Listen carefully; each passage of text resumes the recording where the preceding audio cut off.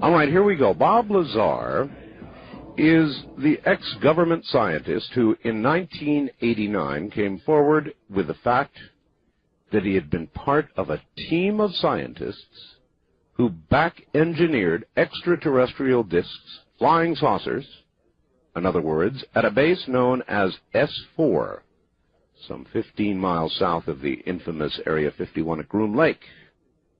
Bob's story is the main reason behind the state of Nevada changing the name of Nevada State Highway 375, the highway to Area 51 or S4, to its new name, the Extraterrestrial Highway. Indeed. Bob currently runs a company that manufactures and repairs alpha radiation detectors. He also creates CGI computer-generated graphics and simulations for technical and legal demonstration videos, for which he uses his mainframe supercomputer, which, by the way, is the second fastest computer in the state of Nevada, second only to the one at Nellis Air Force Base. Bob also has a small photo processing lab in his home. In his spare time, Bob does pyrotechnical and rocket research and throws Desert Blast, his annual fireworks blowout, at the Nevada desert. And if memory serves, he also fools around with alternative fuels for cars. He comes this morning with Gene Huff, Bob's longtime friend and business partner, who is the writer and co-producer of the Lazar tape. Gene is a real estate appraiser and screenwriter. His screenplay S4, the Bob Lazar story, has recently been optioned and was chosen over 3 other screenplays on the Lazar story, written by writers Jim Cresson, I guess that's right, Cresson or Cresson, who wrote The Morning After with Jeff Bridges and Jane Fonda, Roy Carlson, who wrote China Moon with Ed Harris and Madeline Stowe, and David Rabe, I guess it would be, Rabe, who wrote Casualties of War with Sean Penn and Michael J. Fox and co-wrote The Firm with Tom Cruise and Gene Hackman. So, this is quite a coup, obviously, for an entry-level screenwriter. But then again, Gene has had the inside track. Good morning, Bob. Are you there? I'm here. And Gene, are you there? Yes, sir. Welcome to you both. Thank you. Bob, is it really true? It had to have been maybe 5 years ago that I interviewed you in concert with John Lear. Yeah, I honestly don't remember that. My friends tell me I have about the worst memory that can be had, but from what I recall, years ago I remember John Lear apparently booking me on your show and never telling me about it. Yeah, I remember that. But I don't. And then I really don't remember ever doing the show. No, there was a time, maybe even a couple of years before that, when we had you on for a short while. Art, I think he called in. That was it. He called in when Lear was on the show. That's what it was. Yeah. Yes. Well, I don't even remember that, but I'll take everyone's word for it. All right. Well, in fact, we now have such a gigantic audience out there that hardly anybody knows who you are, Bob, except for, of course, ufologists and so forth, who would be very familiar with your story. So the great majority of the audience, 99%, have no idea who Bob Lazar is. Now, I guess that means we have to begin at the beginning with regard to how you... Well, first of all, Bob, you're a physicist, correct? Mm-hmm. Or was at the time. Was at the time, yeah. How did you become involved with, or begin to get involved with, whatever it is out there at Area 51, or is specifically S4? Well, let me try and give you the Reader's Digest version. Some years ago, I was working at Los Alamos National Labs in New Mexico. One particular day, I was going down to the lecture hall to hear Edward Teller speak, who, as most people know, is the father of the hydrogen bomb. Yes. I got down there a little early because I wanted to get in, assuming there was going to be a crowd of people, and actually, to my surprise, there was hardly anyone there.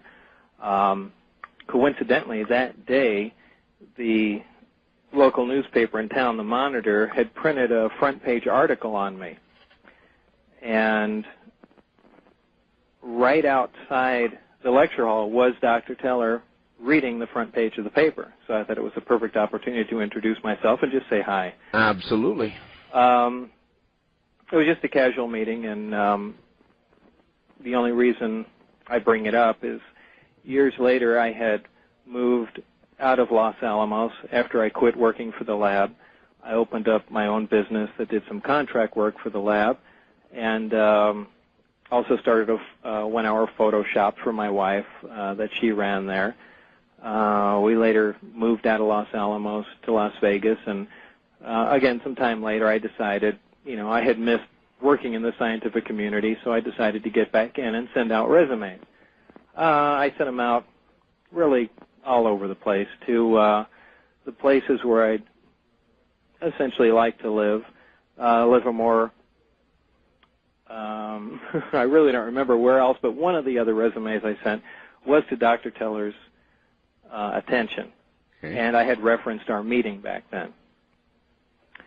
A short time later, I got a call from him, and he did remember me, to my surprise, and said we might have a position you're interested in. I said, great. I went down and was interviewed. At that time, there were a couple EG&G buildings by McCarran Airport out here. I recall in Las Vegas. Yes. I really don't know what's there now. Someone tells me there's still one building, but there used to be two before they expanded the airport. One was special projects, and I don't know what the other one was. But in either case, I was told to go down there for an interview. The interview was relatively short, and I really don't remember specifically what the job entailed, but they told me I was basically overqualified and would become bored with it in a short time. I said, fine, but they said, we might have something else in the future for you. I said, fine, okay, and basically went back home. Figuring they had blown you off. Right. I really don't remember what the job was, but it didn't really even sound too exciting to me, so it really didn't ring my bell at that point. Do you recall anything about a technician level or something that would have been boring? I really don't. Remember this, when I go through most of this stuff, people are amazed. Boy, how come you can't remember these facts? This is a fantastic point in your life, and but it's also a decade old now, and it's hard to remember specifics here and there. However, as it turned out, they did call back and had another position. The position was stated to be something that was involving a field propulsion system, which to me, in my mind, sounded something along the lines of some electromagnetic propulsion, something that might be used in space, maybe, an ion drive system using mercury vapor or something like that. Or You've always been fascinated by propulsion systems. Anything with, exerts tremendous amount of energy, from, explosives to, high energy weapons, anything along those lines, propulsion, and and coincidentally, the article that Dr. Teller was reading was about a car that I had converted to run on a jet engine. Now, you see, I remembered that. And then you converted another one, I believe, to run on hydrogen, didn't you? Yeah, actually, I'm really surprised that you remember that. I don't remember. I have a good... So that is one of the number one things I get asked about. I know. I have a good memory, Bob. For some, I'm for envious some of that. But in either case, I after a more or less lengthy interview, I accepted the job, and of course I had to go back a second time. Can you remember any of the details of this rather lengthy interview? I mean, was a lot of it security-oriented? Well, there was certainly a lot of security-oriented questions and so forth later on. However, keep in mind that I had just come from Los Alamos just a couple of years before. That's true. Where I had Q clearance, civilian, top secret clearance. Mm-hmm. And they really didn't have to go and dig deep back into my past to see if I was, of Russian descent or anything along those lines. So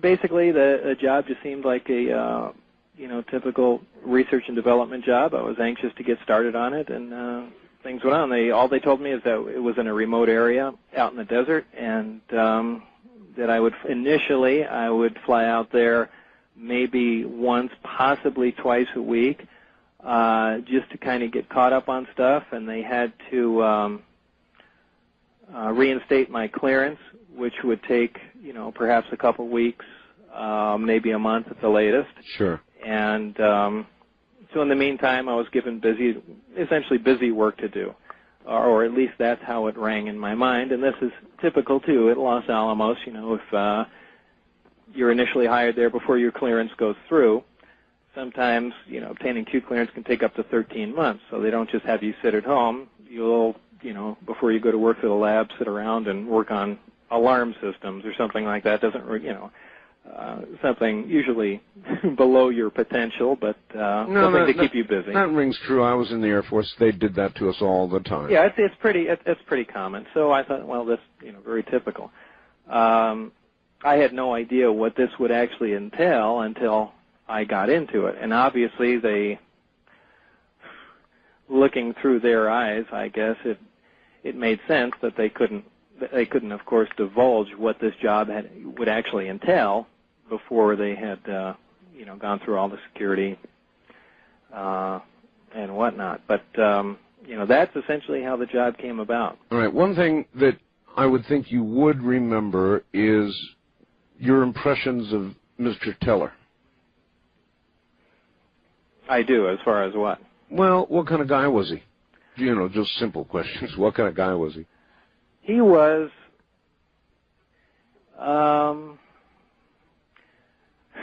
he seems to have two faces, which is strange. In talking to him one-on-one, he's a very polite, pleasant, intelligent man.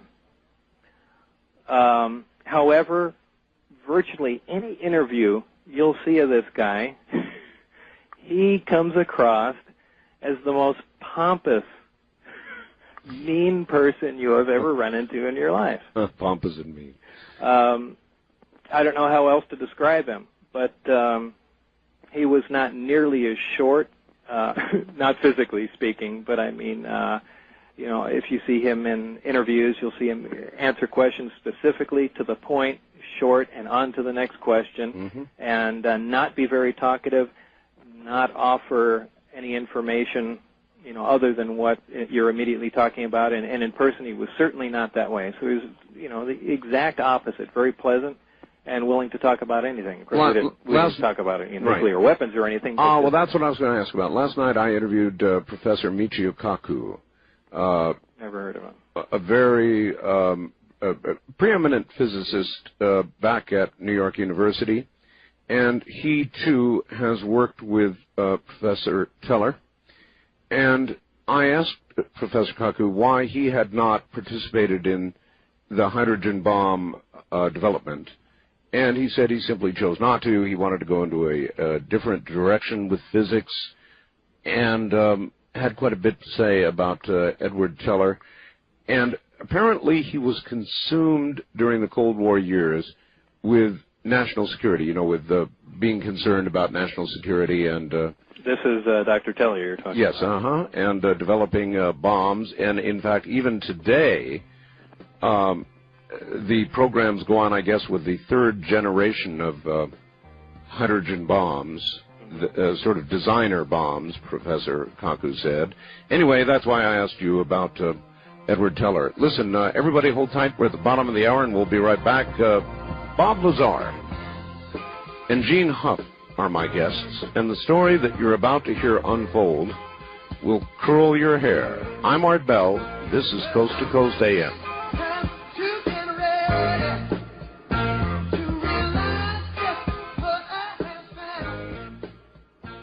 Now back to Bob Lazar and Gene Huff. Gentlemen, you're back on the air again. All right, Bob, so you got the job. You landed the job, and they had you doing busy work, and then what? Well, not busy work hadn't started. Oh. That's what I thought was going to happen. Instead, where did we leave off?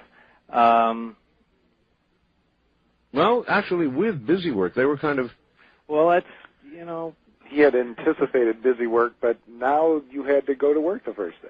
Yeah, essentially. I guess essentially it was to get caught up with what was going on. And really, to my surprise, the security was a little more than oppressive. Generally you're just assigned a badge and shown the general procedures and things of that sort. This was a little different. Are you still talking about the facility near Las Vegas, or are you talking about being flown up there now? No, this is when finally I was flown. Okay. So I go to McCarran Airport right by the EG&G building, and right. I'd be flown to Groom Lake. As I landed there the first time, right across from where the plane parked, there's a security office, or was a security office. And that's, I believe I spent quite a while there, but, reviewing, how secure things are, so on and so forth. But, this is not where I worked. Where I did work was about, from my estimates, about 10 or 15 miles south of there. We were taken there in a converted school bus, those big Bluebird jobs that was painted kind of a dark navy blue. There's a lot of people, Bob, who don't even believe that Area 51 exists, by the way, much less S4. I live out here in Pahrump. Bob, well, I mean, I can tell people don't believe Area 51 exists? Well, there are a lot of people who don't. But I can tell you, Bob, when you drive up by the VFW here in Pahrump at about 4:30 or 5 in the morning, there's a whole bunch of buses out there, and they've got signs right on the side of the buses. I saw it about a month ago, and it just says Area 51. Oh, really? Yeah, oh, yeah. Well, they're not bothering anymore to keep that secret. I guess.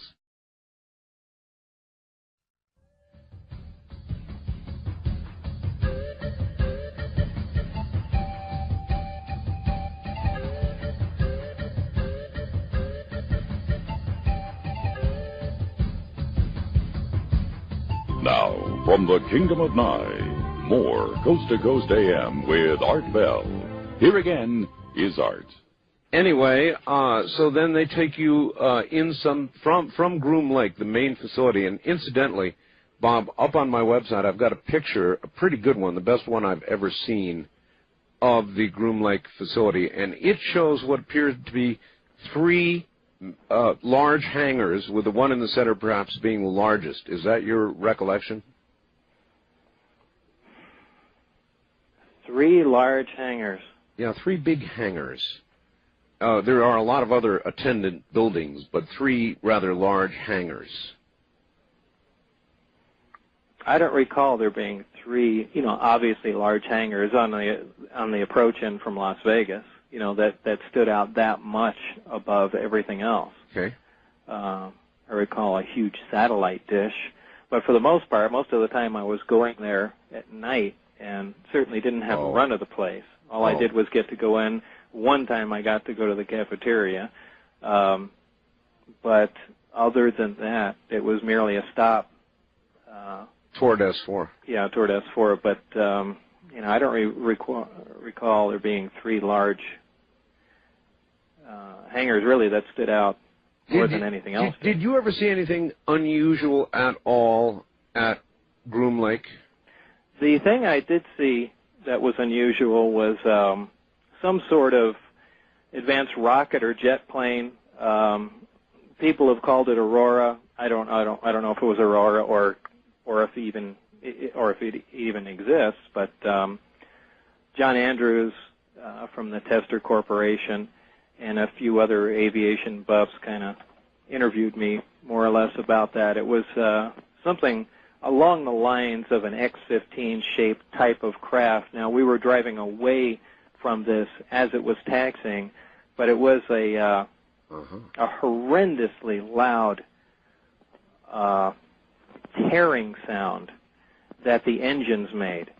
And I think my original description was that it made it sound like the air was tearing, and that's the best description I could give to it. Now, I certainly have heard about the new generation of scramjet engines that have supersonic airflow inside that burn liquid methane and so on and so forth. Whether that was these, I don't know. But I did get a look up the exhaust as we were turning, and it was they were rectangular exhaust with some sort of vanes inside. That's all the information I can give, and what it was, I don't know. But that was the strangest thing I ever saw. Do you recall the general shape of the aircraft? Was it close to what we would call a lifting body? No, well, even though the X-15 was a lifting body, it was not a lifting body like you'd see on an F-16 or something, where there'd be a lot more wing incorporated into the body. It was more along the lines of a long, slender body, maybe a cross between an F-104 and an X-15 for those people that are familiar with those planes. Very short, stubby wings,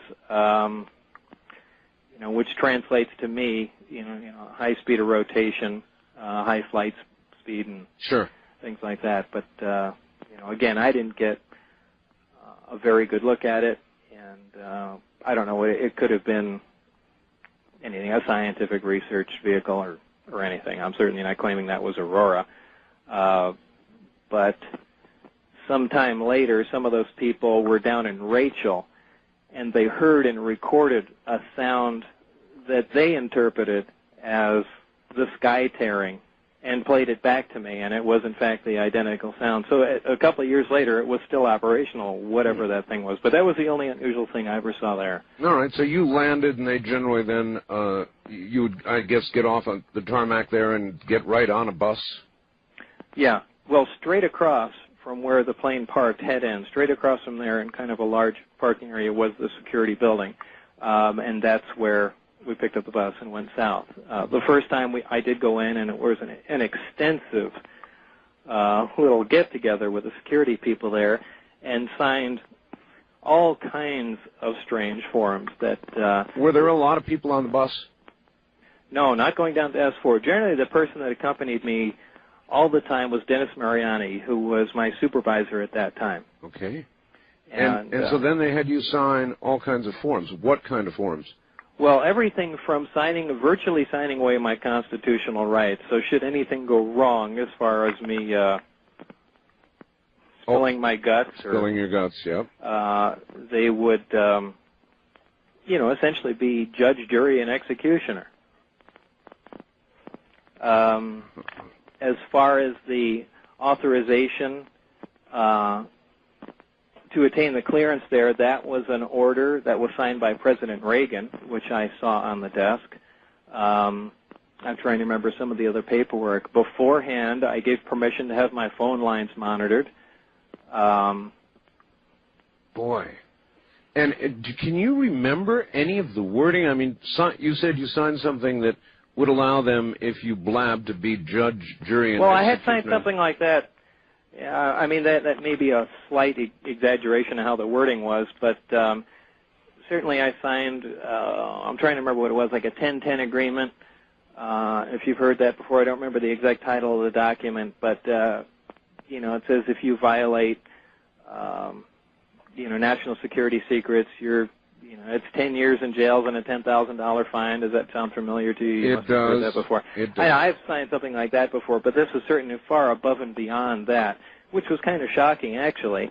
But at the time, you pretty much just blow it off and say all this means is that I'm going to be involved in something, extremely interesting, and sure. It's great. So what? I have no intention of violating any rules or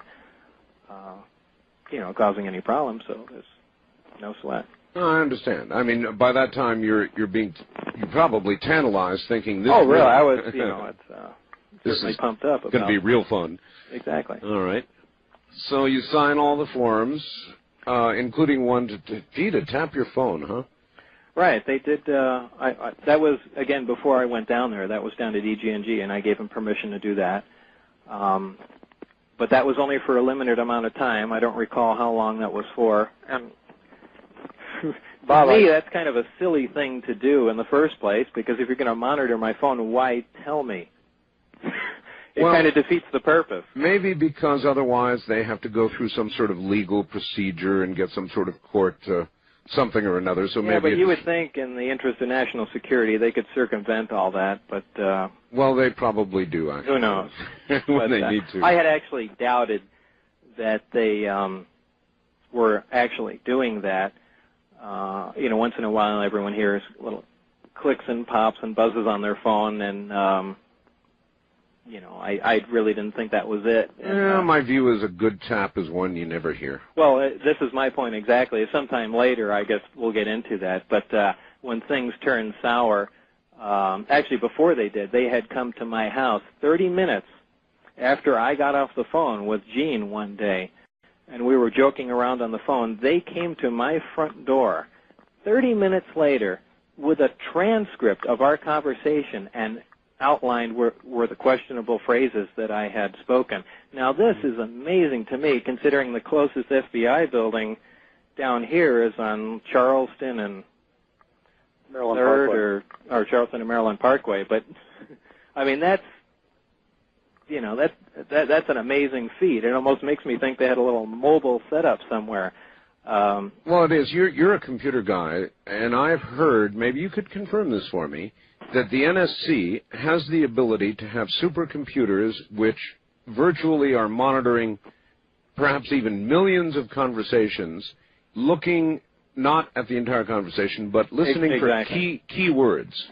Well, that's how they caught that drug kingpin down in, where was it, Panama or Mexico? That's right, and that was cellular. They scanned every single phone line, right, and just picked out certain words and grabbed them. So I encourage my audience to constantly, in the middle of a conversation, just simply say, kilo, kilo. Art, actually, we say assassination, president, things like that. Oh, jeez. All right. Well, anyway, so onward to Area S4. I guess is it a paved road or a bumpy little ride? That's quite a bumpy little ride. It's a dirt road down there, follows along the base of the mountain, and coming up to the facility, it's right off of Papoose Dry Lake Bed. Mm-hmm. And there's a small mountain range on the side, and built right into the side of the mountain is the installation itself, the S4 installation, and it's composed of hangar doors around one side, and then I believe on the on the south-facing side, there's is the main entrance into the facility.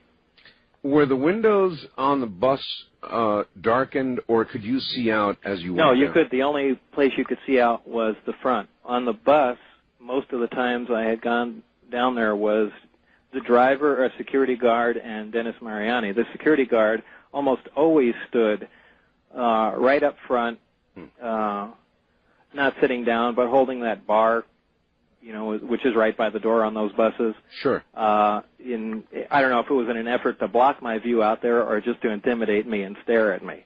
But that's how he rode the entire trip down there. So it was always difficult to see exactly where we were and what was in between. Right. Well, there's really nothing in between. It's pretty much desert. Dennis Mariani, who was he? He was my supervisor. What his exact position was pretty much unclear to me. He's a stocky guy, smokes a cigar, kind of looked very military-looking, short blonde hair. It's about the best I could describe him. Maybe, late 30s, early 40s. Not gregarious, more security-like? Yes. So I really don't know what his exact function was in the world. But he didn't wear a military uniform, though, did he, Bob? No, he didn't. Clothes. Right, civilian. But you can kind of tell military guys. Yeah, just by the way they look. And the way they comport themselves and so forth and so on. But, again, this is my guesstimation of what this guy was about. Was he your constant shadow? Was he with you all the time? For the most part, until I learned how things operated there. I guess I shouldn't jump ahead that far yet. Well, I might as well. For the most part, for science to progress anywhere, if you're doing any sort of research whatsoever, one of the things that is vital is free discussion, open and free discussion amongst the people that are working on the project. Okay, right.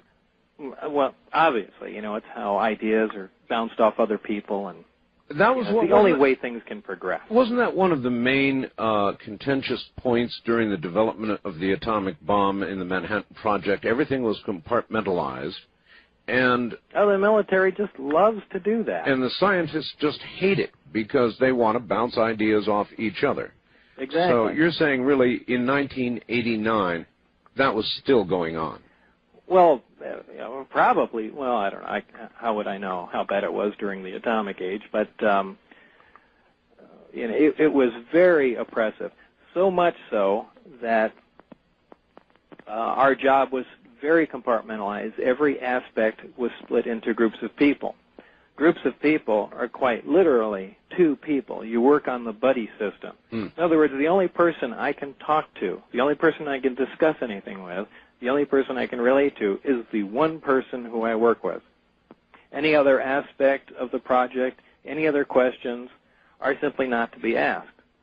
So immediately you're interfering with your progress in that if whatever you're doing interacts with anything else anywhere, you've run into a block wall. You don't even really know if you're the first person to come down and be assigned this task, do you? Exactly.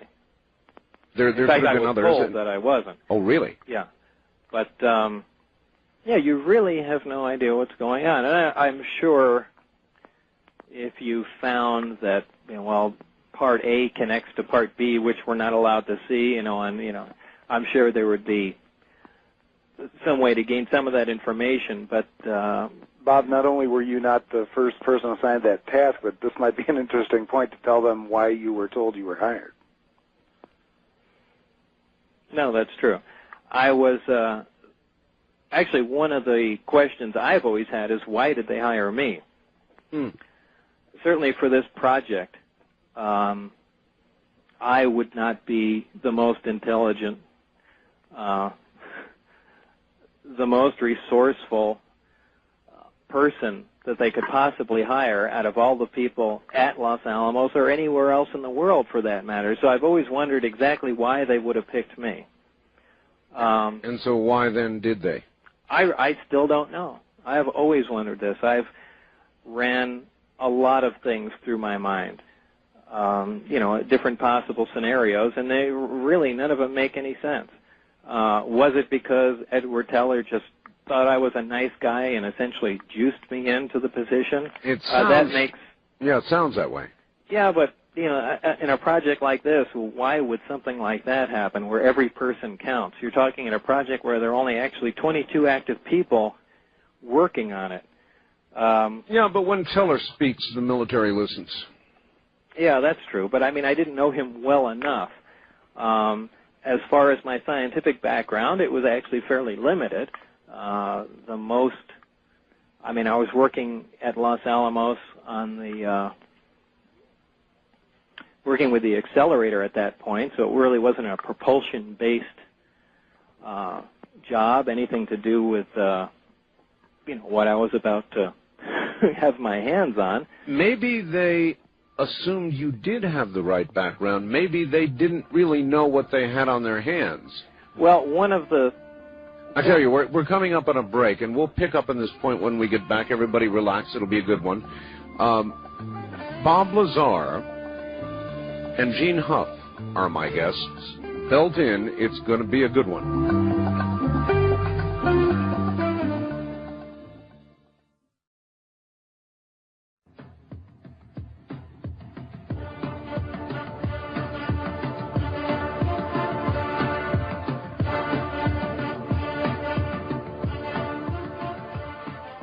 All right, back now to Bob Lazar and Gene Huff, and the story continues.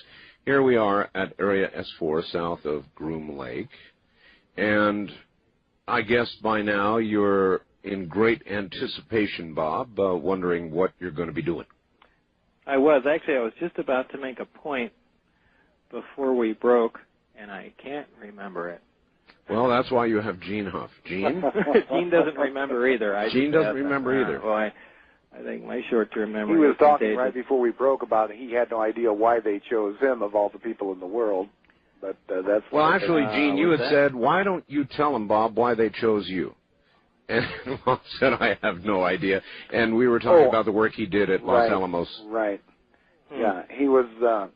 I was implying something else. In other words, I was telling him, reminding him of why there were vacancies, why they needed to hire someone, why someone wasn't in his slot already. And we were talking about the fact that he was not the first one necessarily. Right. And that makes sense. In other words, if they had something they didn't understand, I can imagine they would bring in an array of people of different disciplines to take a look-see. Well, that might have been the case, but to this day I can't figure out why. If certainly you look at my record and the way I approached things and the work I had done before was a little more renegade, and maybe that's what they were doing. Was looking for someone that would approach a project from a different road. And are you able to talk about what you did at Los Alamos? I did several things. Initially, I was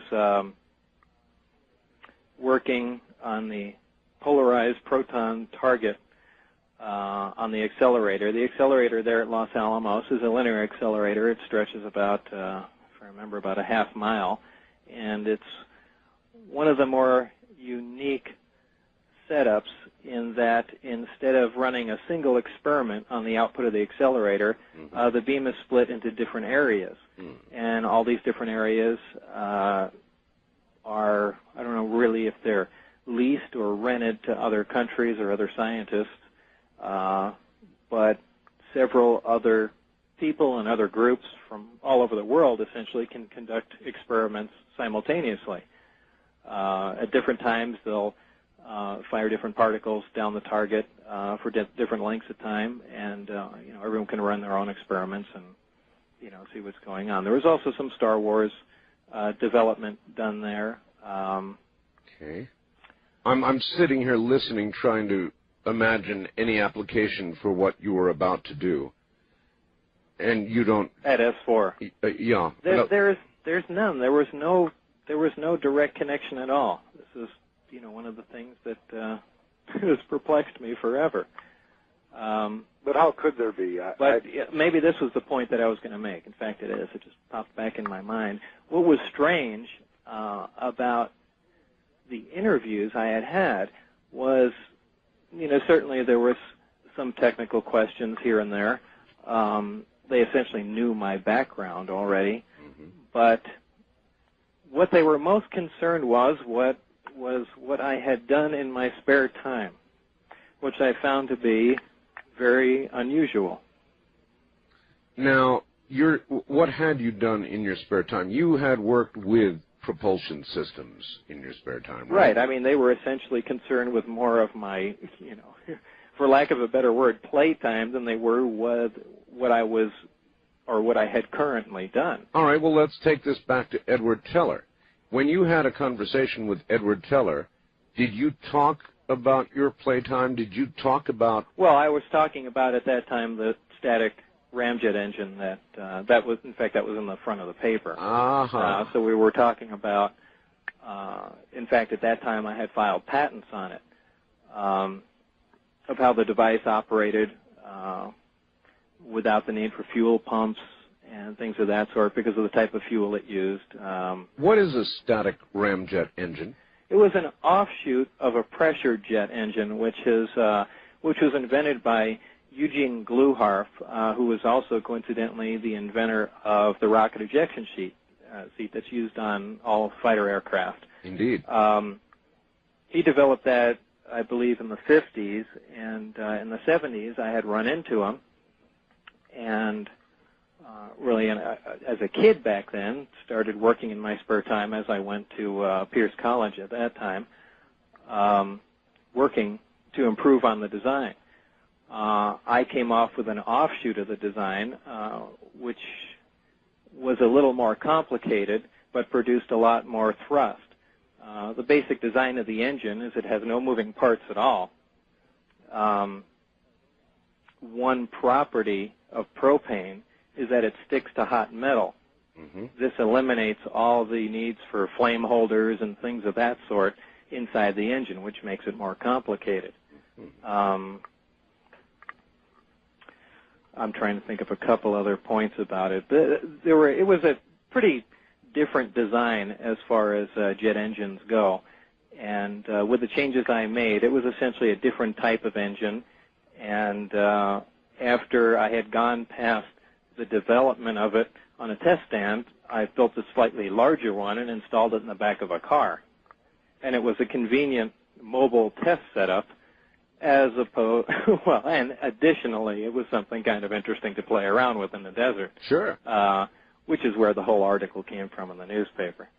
But all right, well, then I think you've answered your own question. But someone playing around with jet engines really doesn't qualify him or her to work on something of extraterrestrial origin. No, but then again, who does have qualifications to go work on something? Well, there's a point. There's a point. So I can understand, and here's how I would, based on what you said, I'll bet here's what happened. The article in the paper, the conversation with Edward Teller, and probably his suggestion, which probably amounts to more of an order, that you'd be a good person, kind of a rebel, to go take a look at the stuff they had at Area S4. That would be my best guess. That's a pretty good guess. What do you think, Gene? I agree. I think that Edward Teller's word carried all of the weight in the world, and I also agree with you that who would have a background, who would be qualified to work on, a gravity propulsion system and an antimatter reactor and the things Bob later ran into. And Bob's a comprehensive problem solver, has a background in physics and electronics and in propulsion, and I can understand why they'd hire him. Well, yeah, if you're going to go, if you really have extraterrestrial craft and you're trying to figure out what makes them go, then you're going to go find somebody who works out of the box. In other words, is a bit of a rebel and kind of works out of the normal box and experiments and tinkers and is interested in propulsion. That's the kind of person you're going to go for, because there's nobody out there with specific qualifications for that job. Yeah, obviously. In addition to probably other considerations of a psychological profile and, Yeah, that they were also very concerned with. Your psychological profile? Yeah, they were concerned with how I handle stress. In fact, I remember one of the questions was, have you ever thrown tools around in the lab or anything to that effect? And I thought these were very strange questions for what what we were talking about. But well, in either case, I got the job and wound up there. But haven't you ever thrown tools? No, actually, I haven't. I have. I've kicked radios too. One all the way across the room, put my foot through it. Anyway. So then you seem qualified in most every way, as much as one could be qualified for that. So here you come to S4, and were you immediately led into this area where these craft were? No, absolutely not. In fact, the first day there, I went in, and I think my first stop was to go to the medical office there. I believe there was a nurse in there. I'm pretty sure that was my first stop, and I had to go through a series of what I was told were allergen tests. Allergen tests? Yeah. They took my arm and drew a little graph on it and pricked each little area in my arm with different little needles.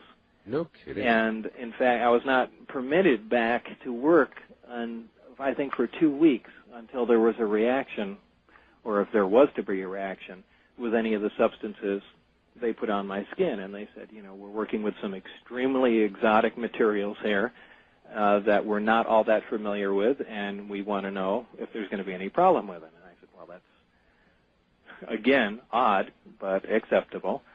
And I was also given an injection there too, which was a which was a wide spectrum. What did they call it? Antibiotic? No, it wasn't a wide spectrum antibiotic. It was a wide spectrum something or other. It's always good to know what they're shooting you with. Yeah. I thought, now, I mean, there have been so many, I'm sure, which we'll get into later, so many ridiculous stories, offshoots of what actually had happened to me. People said, oh, well, they injected you with Thorazine or so on, or this was the memory drug that wiped out your memory so you could only remember back and forth, and, so on and so forth. But I'm pretty sure that wasn't the case. This was, they were mainly concerned about the, here you're dealing with actual extraterrestrial materials. And if we're going to be crawling around on them, taking things apart and having contact with them, they imagine they want to make sure that the people working on it are fairly safe. Well, that in one hand weighed against the fact that, don't forget the United States government fed fallout to people from time to time. You bet. And, did other strange things to them. But when you were originally told your story, Bob, years ago, that wasn't known. Hazel O'Leary was not around yet, and everybody regarded your story as absolutely incredible, beyond belief. But then when Hazel O'Leary stepped out and said the following occurred, everybody went into kind of a stupor and said, my God, we did that? So your story isn't so out of line. Well, a lot has actually changed in the past 10 years. If you remember, 10 years ago, too, the predominant theory about how gravity propagates in any physics textbook, related to gravitons. Mm-hmm. And now the predominant theory is gravitational waves, which is exactly how some of, and some scientists and physicists of that time, pointed out one of the many reasons they say the reason this story can't be true was that this was absolutely ridiculous, so on and so forth. And now it's spoken of as a matter of fact. This is how gravity propagates through space. And it's just interesting to see how things slowly, over the span of a decade, quietly change. And that's one thing I do keep an eye on. Yes. But and I take it your arm didn't break out inappropriately, so you passed. No, I think it did develop a small eruption somewhere, but it was nothing to be concerned about, or so I was told. So we just proceeded from there. As you know, there is a group of people suing the government over illnesses they have suffered from work they did at Area 51, and that is proceeding quietly in court. It's not going to be so quiet when it goes to trial, but that's underway now. So, indeed, there are some pretty exotic materials up there. Actually, you just reminded me of something. When was that, Gene? When, was it right after that where I collapsed from the kidney? Oh. You remember that? And right. Was that there or after I had left the project? No, you were still in the project. That was right after that. Right after they did these tests and gave him a shot. It's kind of surprising. I forget that. Took a strange substance, and all I remember is that you were at a Toyota dealer or something like that, and he was in such pain. His kidneys hurt so bad he thought he was going to die. And to that point, Bob had never had any health problems or had never had any sedatives or painkillers, and the doctor gave Bob a shot of Demerol. And I called him, and he was floating on cloud nine. It wasn't even coherent, and I came to his house to see what was wrong. And then he was literally high from a painkiller they gave him just so he could stand the pain in his kidneys. So whatever went through his system certainly stuck there. Yeah, so there was an adverse reaction to something. Do you think that was, well, of course you have no way of knowing whether it was the allergy test they put you through or the shot they gave you? Or wasn't it an amazing coincidence that, but he had no prior kidney or problem. Something. Yeah, I mean, it is, Well, I take it you went to the doctor. I did, yeah. What did he say? I don't remember. I think he said he gave me a shot of painkiller, Demerol, I believe it was, and he took a urine sample, a blood test, and he asked if I had any previous problems, anything strange, and obviously I said no. Certainly didn't mention anything about getting an ejection Right. in a strange place in the middle of a desert. Right. Didn't they do X-rays or a CAT scan or something and find not a CAT scan. No they did kidney stones? they did just an X-ray to see if there was any blockage. But there was nothing. a day later, or I think even the next morning, everything was fine. The X-rays came back negative, and I believe the blood work came back negative too, as did the urine sample. So, in fact, I think his conclusion was that perhaps I had passed a small stone, and wound up in my bladder, and then it would probably hurt coming out again. But that never occurred, and whether or not that scenario is correct, again, is just speculation. But I don't know, that you just stirred that up in my memory. I don't think I've even mentioned that since it. That's right. That's how little bits and pieces come back. How's your health now, by the way, and since then? Okay. Oh, fine, no problem. All right. So anyway, you pass all their little tests. Past all that, the next thing to happen was that I was led into a room with quite a number of little briefing packages, briefing papers, or these range from 2 pages to about 5 pages, little folders with different aspects of the project that I was working on. This was, I believe, the part of the first day and the second day that I was working there. So they just sat you down at a table and had you begin to read about... Yeah, what these were just basic overviews of what each group was doing, just essentially to give you knowledge of what the other facets of the project were about. A general overall knowledge. Right, had no specifics whatsoever, but if in, for instance, there was a group with metallurgy, so on and so forth. All right. It also contained some of the names of the projects. Oh, it did? Yeah. All right. That's a good place to break, so relax. We'll be back shortly. The story you're hearing is a remarkable one, and we're beginning to hear new details because Bob's remembering new details. Bob Lazar and Gene Huff are my guests. The subject, Area 51, more specifically Area S4, where, as you will hear shortly, extraterrestrial craft were back-engineered. Yes, that's what Bob did. I'm Art Bell, and this is Coast to Coast AM.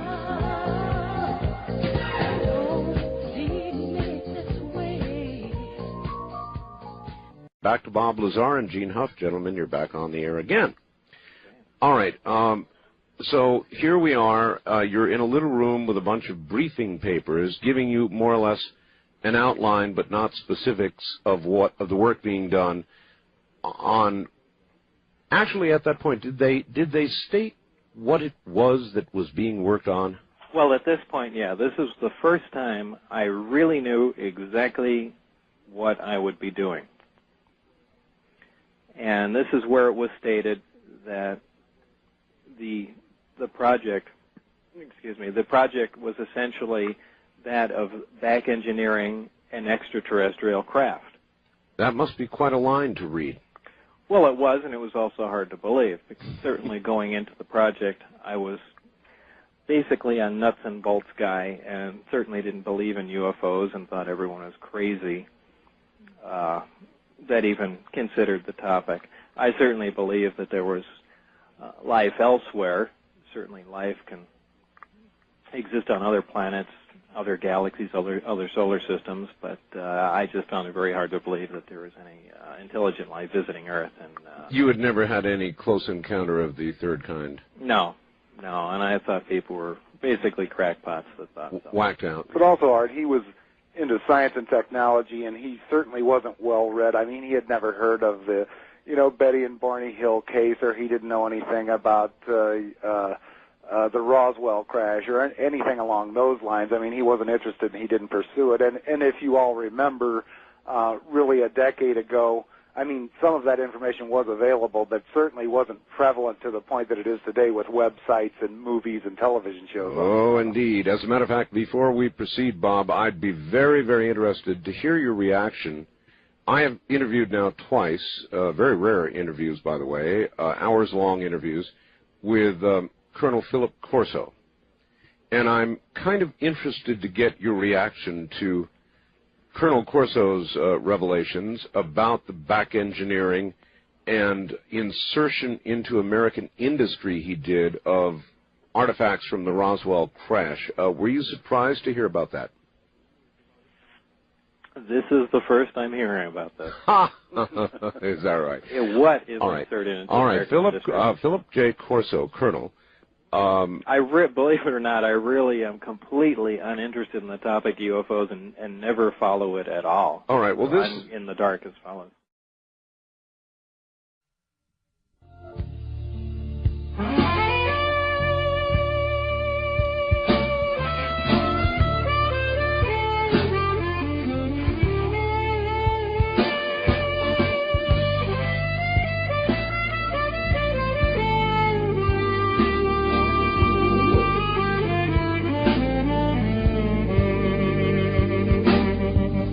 From the Kingdom of Nye, this is Coast to Coast AM with Art Bell on the CBC Radio Network. This is a man who was given the job. He's now 82 years of age, by the way. He was given the job of, he was actually handed a filing cabinet by a general, and he was given a job of figuring out what some of these things were and introducing them into American industry, specifically Bell Labs and some others at the time. And these were artifacts from Roswell, and he is very, very credible. He wrote a book called The Day After Roswell. What specifically? What devices? Devices that led to, and it's going to be hard, night vision scopes, for example, fiber optics, for example, the transistor, for example, a lot of leaps that, by the way, particularly the transistor, there's not much of a paper trail for. If you look back at the development in Bell Labs of the transistor, there's not a big paper trail. Yes, it arrived, but there's not a big paper trail about how it arrived. Well, I'm so skeptical of something like that. The reason being, well, let me tell you, certainly you've seen pictures of the first transistor. We know it was developed at Bell Labs. We know there were a couple of guys working on it. But you know what the first transistor was. It was essentially just, it was more along the lines of a diode, just That's right. a P-N and a P junction. It's on a big slab of silicon. It really couldn't do anything. Certainly, if we had been given that advanced technology at that time, wouldn't it have been something a little more down the road? So a lot of it was. A lot of it they had no idea, and well, is he saying that he worked with some of these guys, or hinted to them, or was this all a big conspiracy and everyone was? No, he was just a middleman, and his assignment was to take something that looked interesting and take it to American industry and try and determine the function and whether it could be duplicated or not. It's a long story, and I don't want to burden you with it. But and also, Bob, he's highly qualified. I mean, this guy is. I'm not immediately debunking him, but I'm, Sure. It's just my natural reaction to jump on that. But Art, he was an officer in the military and held some very lofty positions, right? Oh, absolutely. Well, I'd actually be interested to look at that. Art, I actually gave him UFO magazine so he could read about it, but he doesn't read about UFOs. So. I understand. It really is true. People don't believe this about you, Bob. They think you are the guru of ufology. And God, boy, have you got the wrong guy. Yeah, and it just isn't true. No, please. You see, I remember the interview I did with you before. I remember it very well. Anyway, so here you are reading about all of this, and you get sort of an overview of it all, and probably by, what are you thinking by then? I mean, is your mouth hanging open, extraterrestrial? It is to some extent, and another part of me is beginning to wonder whether or not this is true at all. or if this is some sort of psychological test. Mm-hmm. Everything else was so way out, essentially.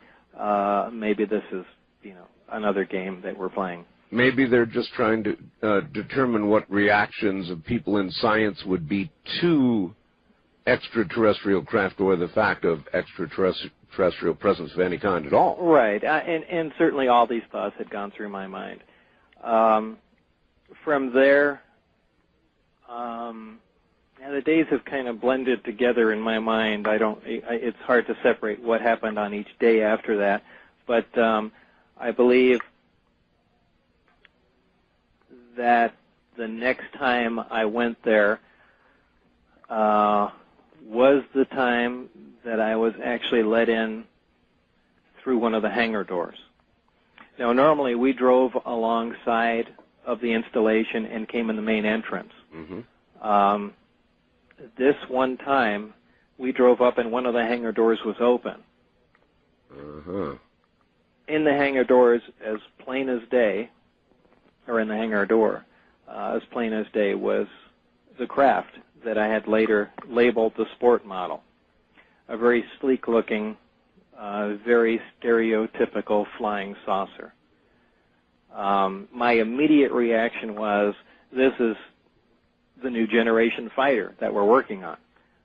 For whatever reason, it's saucer-shaped, but immediately in my mind, I said, this explains all the UFO sightings throughout history. It's just been the development of this thing. Here it is. Right, here it is. This makes perfect sense. I've got a model 5 feet away from me here, a tester model, which I believe the Tester Corporation built based on your description. Right. It looked exactly like that. Is that what we're talking about, the exactly. sport model you call the sport model? Yeah, very sleek, sporty looking. Yeah, that's it exactly. I'll be damned. All right. So you drove by this thing. We actually stopped in front. In front. I was led out of the bus, the security guard first, then Dennis and myself. Dennis walked on ahead of me, and the security guard told me to keep my eyes forward and just follow Dennis into the back. And at the back of the hangar, there was a door that led into a hallway in the office areas. I walked right by the craft. The door was off the craft, or hatch, whatever you want to call it. Right alongside of it was an American flag adhered to it. A little sticker, not really cloth flag. Now, all that did was cement it in my mind, thinking, well, this is, obviously this is it. I slid my hand along the side of the craft, which the guard didn't appreciate, and I was told, again, keep my hands at my side. What did it feel like? Walk forward. I say it felt like metal, and the reason I say that is because it was cool to the touch. Mm-hmm. So, yes. It could it metal have been an advanced ceramic sure. or something? Absolutely. But to me, sure. It felt and it appeared like metal. We continued in, and this is where I first met the person that I'd be working with, Barry Castillo, or Castile, however you pronounce that. And this is when I first saw the initial components of the craft that had been taken out. So they had begun to gut this thing then? Not this particular one. There was more than one there. How many? There were actually 9 craft, not all like this, but from what they told me, from what I saw, there were 9 craft, and don't ask me where they came from or how we got them or anything. I have no idea. Mm-hmm. But the craft were in different, really different states. Some were completely dismantled. Some looked as if they would be operational, that they hadn't been touched at all. But apparently, from what I understand, all the crafts had the exact same reactor and propulsion system in them. Did any of the craft look as though they had been in a collision or crash? No. The only one that had damage to it looked intentional. It was a craft that had it's kind of hard to describe, but the area around the craft, the lip, if you will, was very broad and flat and thin, and it looked as if it had been stood up and a projectile fired through it. The hole from the distance that I saw, it looked around 4 inches, but it could have been at any size. It looked as if the metal was bent outward, and now that could have been dropped from the sky. Someone could have fired a projectile through it. Who knows? Again, well, this is just that speculation alone is very part. interesting. In other words, we're not dealing with Superman's cape here. Holes could be blown through it. Right. Of course, on the other hand, it's an extremely unscientific test. You take something as prized as that, you don't stand it up and fire a cannon at the thing or a howitzer. You certainly, take a small quantity off and, do your analysis of that piece. But for whatever reason, that was the only one that looked like it sustained any damage. Some of the other craft were dismantled to some point, but certainly not wrecked. The only craft that I was permitted to work on, to touch, to have anything to do with, was the craft that I termed the sport model. That's the one that you have a model of there. Well, as you turn around, as you walk in on all of this, though, Bob, No, I did not see this all at one time.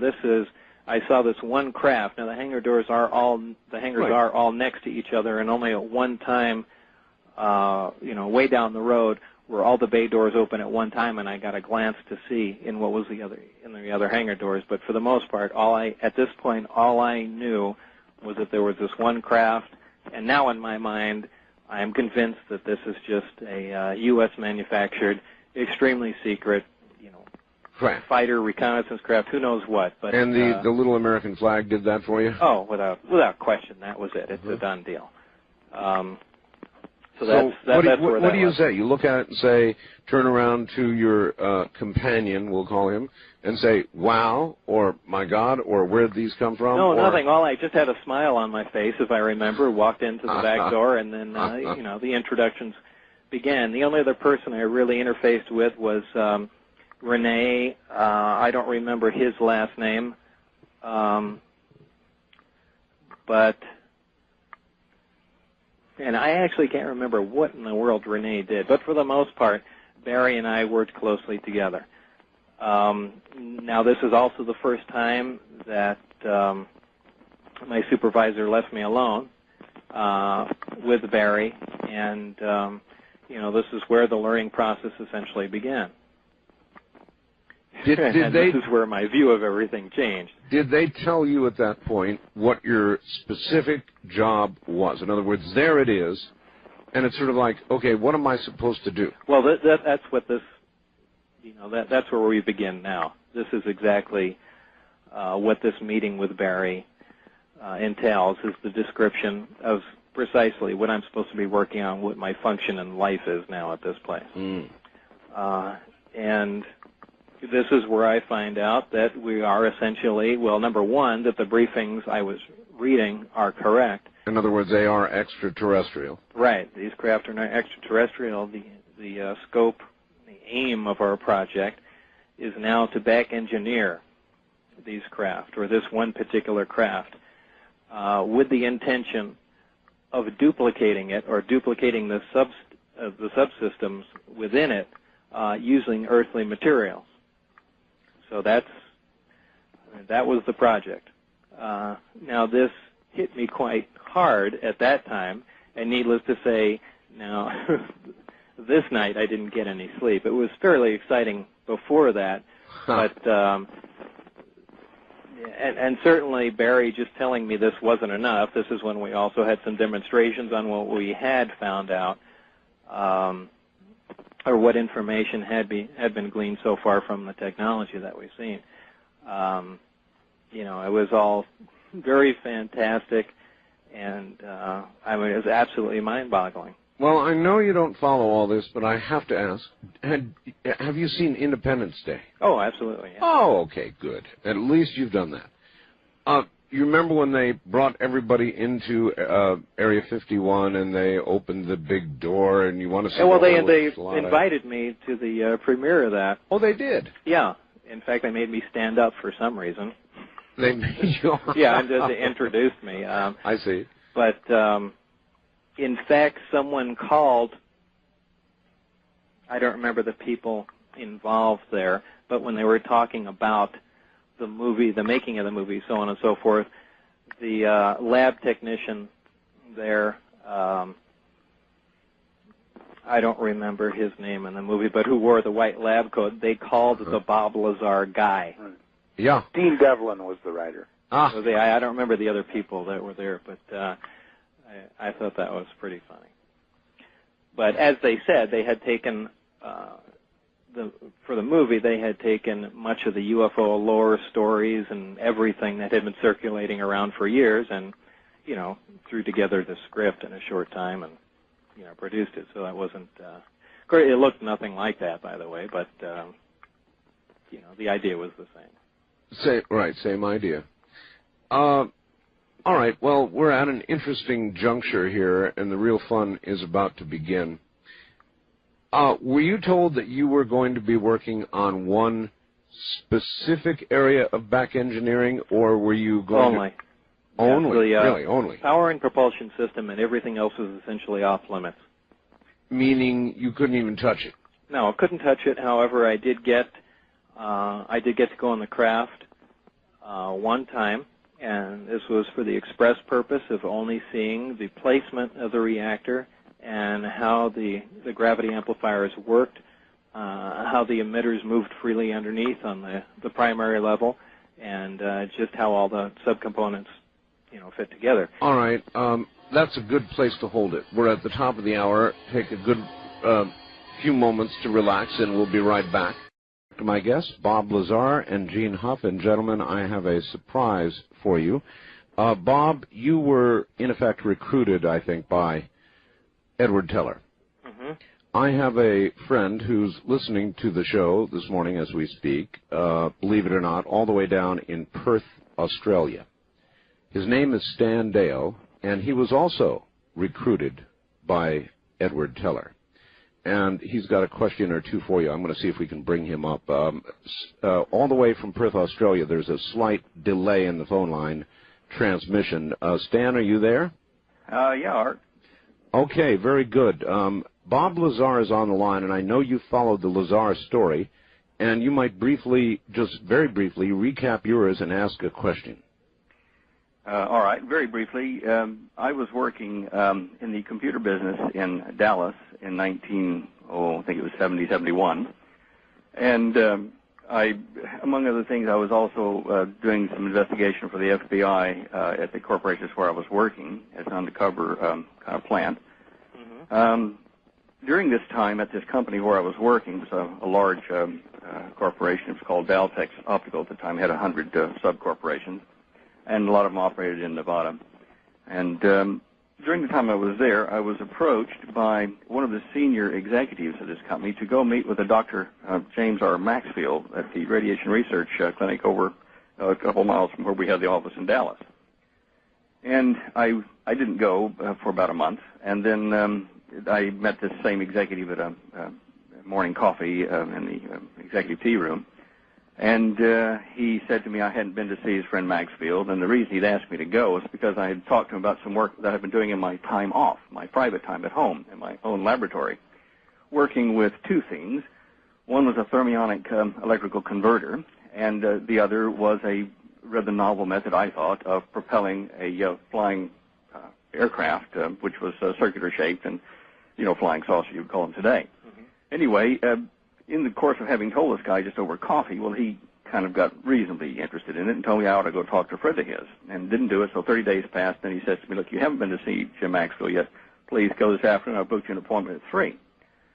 So I go over to this place, and it's not like a place that sees people very often. It was open. The door was kind of ajar, but there was no cars in front of it and daylight. And I walked in. The lights were off down the hallway, and I walked down the hallway, and it was kind of dark, and suddenly this nurse, I guess a receptionist type lady, appears out of nowhere from the side and says, yes, can I help you? I said, oh, gee, I didn't know anybody was here. Look, I think I've got the right building. I'm looking for this Dr. James R. Maxfield. And she said, oh, yes, Dr. Maxfield is here. He'll be out in just a second. He's down the lab. And so, sure enough, within a minute or so, this big, tall dude comes out in a white medical coat, smoking a cigar and wearing cowboy boots. He says, yes, I've been expecting you. Come on into my office. And at this time is when I first got introduced to this clandestine organization in the United States that was headed by Dr. Edward Teller, and who Maxfield worked with Teller. And this organization had been working since the mid-'50s on something like 50-some-odd projects, all related directly to flying saucer technology, if you wish to put it down to that level. I was just the latecomer on the scene. They showed me about their base down at the South Pole and the ice cap, how you had to access it by submarine or something similar. And they explained to me they knew what I was doing. They even knew what I was thinking, virtually, because they asked me about my physics, and I said, well, look, thinking I was talking to some of the greatest physicists in the world, which I was. I didn't have my degree in that area, and, I said, well, look, guys, sir, I've been working on a way to unify gravitational, electromagnetic, and magnetic effects. And he said, oh, look, spare me all that. He said, you're working on anti-gravity, and let's get to the meat of the matter. How are you doing it? And that's when he started telling me that I need to finish my research with them down in Australia instead of America. And that's why I'm here today, is because those guys packed me up and sent me down here. We parted ways in 1972 or 3, I think it was. I was only with them for about a year. And I got rather disenchanted with all the technology they were holding back from the people. I still was young enough to think that we could save the world by giving technology to countries that needed food and grain and water and stuff shipped back and forth rather rapidly. But anyway, because of that, we parted ways in a real huff, and I kind of hid in the bush for a while because they really kind of thought it'd be better if I was buried. And then after coming out of that, I wrote the book, The Cosmic Conspiracy, to kind of be insurance, and told a lot of what I had gone through in there and left the rest for, I'll tell the rest if you get short with me. So now that's my side, Bob. That's a did you ever run into story. Did you ever run into Jim Maxfield at all on your side of it? No, I haven't. Actually, I've got 1,000 questions now, but one of the prominent one on my mind here is what was Teller's function? He seemed to be in charge or overseer of all the projects at the highest level. That's all that I was told. See, this is something I've always wondered about the project down where I worked, and no one really ever spoke of him, but I got just a gut feeling that he was silently in charge of everything. And what you're saying is also very interesting, because a lot of what you're talking about seems to mimic some of the things we were working on. In fact, Bob, if I remember right, when Teller called you, when you originally got the call from him to contact a gentleman at EG&G, Teller said that he was no longer active but worked in a chief consultant capacity. That's right. Uh-huh. Something happened after I left because, in fact, I'll tell you, I had minders appointed down here who really run this country and run the prime ministers. My minders operate out of a group called the Melbourne Club. And they're, the old kind of British Raj, cigars and port, white-haired guys. Anyway, they brought me into their halls of power, and I had lunch a few times with the kingpins there. And my mentor was Sir John Williams and Henry Somerset, Sir Henry Somerset. Anyway, we were sitting there one day at lunch, and they were talking amongst themselves about someone moving in on them, or they were like an undeclared war status, and that they were losing.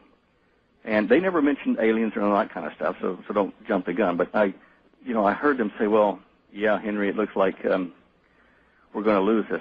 They're just moving in. And I waited, and nothing else was said. And I said, well, excuse me, gentlemen. I said, by they, thinking I'd be clever, I said, do you mean the European Economic Community? Because we've been talking, large corporate or money deals in the country. And they both looked at me like I'd, done a root at the table or something, and said, maybe we'll do some fishing up the farm this weekend, Henry. Yes, John. And, immediately I knew that I asked a question that I should have known the answer to already and didn't. Anyway, they indicated at that point that they were being taken over. Well, I got away from the organization and wrote the book and all that. Years passed, and about 7 years ago, I have a friend in Scottsdale, Arizona, named Conrad Murphy. And Conrad goes to a lot of places. He races boats and cars, and he's fairly active fellow in business. Anyway, Conrad was invited to give the morning devotional at some big business breakfast, like for the Arizona 500 Club or something like that. And so he rang me. He says, "Look, guess who I'm going to give the breakfast benediction right next to, who's sitting right next to me next week is Edward Teller." And I said, "Wow." I said, "Can you get to Dr. Teller and say, take a message. I want to talk to him." He said, "Not a problem." So I waited and waited, and the week passed, and so Conrad rang me back, and he says, "Wow." He says, "Well, I sat next to him," and he said, it was all kind of, normal conversation, give the benediction, eat a bit. And he says, after he'd had a couple bites, I said to him, "Look, what do you know about this fellow named Stan Deyo, down in Australia working on anti-gravity and, flying saucers?" And he said, Teller looked at him very blankly and said, "Don't know the fellow." He says, "Oh, that's odd." And he reaches in his coat and pulls out a copy of my book with my photo on it and turns it up in front of Ed Teller. And he said the blood drained out of his face. And he looked away, and a general over on the side who was in uniform came over and took Teller and said, "Dr. Teller's got another meeting," and took him away. So I wondered at that point whether Teller was in charge of anything anymore. Do you see what I'm saying? I do. That's very interesting. I've never been able to get back to the team. It's, I think they did lose. Whatever was trying to take them over did. And so anyway, after all of that, Stan had to sort of lay low for a while, and he just sort of ended up staying in Australia. Well, Art, I had to give up my U.S. citizenship to keep from being extradited at the time that they were trying to get to the bottom of this, okay? I'd love to be back in the States. Were they trying to prosecute you for anything? I mean, what was... Well, I wasn't sure like how it was going to go. Of the story missing. Sorry, say again? See, that's a delay we have. Oh, sorry, my fault. No, just go on. It's just what was the reason? What were you? Were they trying to prosecute you for? There were a number of things, Bob. One of them was that. Oh, there were a number of things. Oh, geez, can I just put the dog on? She wants to say something here. Just a second. I don't know. As I said to you, I was doing some undercover work for the FBI, and they deny, of course, that there were 700 of us doing. Oh. It's a clear dog from Australia. Believe me, it's coming through very clearly. These are the most popular dogs on the planet. They've seen a bird out here, and they're trying to eat it. All right. Well, the question is, Stan, were they trying to prosecute you, or were there threats on your life? How serious was it? Both. When I went underground, they had really determined they were going to put me underground permanently in Melbourne. Well, as a result, I ran, and for a little over a year, I traveled in the Australian bush with, let the hair grow out and wore the sunglasses and traveled with the hippies and whatever just disappeared. Finally, I got hungry and had to come back in. And when I did, I came in under an assumed name and worked for a while. But eventually they caught up with me because I applied for work in companies and had to show my passport. Can I interrupt you for a second? What was the threat that you presented to them? Well, were they afraid of the information that you had, or? Yeah. Okay, so that was their main concern, that you were running around with information that you could possibly divulge to someone else, and. Well, first of all, I would be able to identify them. I mean, I could identify, like by name, the people that were head of it in the Aeronautical Research Center at Fisherman's Bend in Melbourne, and in the Australian Club, who of course control the prime ministers of this country. And there was a number of things that I was privy to that would be rather embarrassing. But in their defense, let me say this. Now that I've had time to think about it, if I'd have been in their position and they were holding the secrets they were and were under the pressures they were, I would probably have ordered my execution as well. It's bigger than one person's life. It's a really, I'm sure you would appreciate this, Bob. What we're talking about is a cover-up of incredible proportions.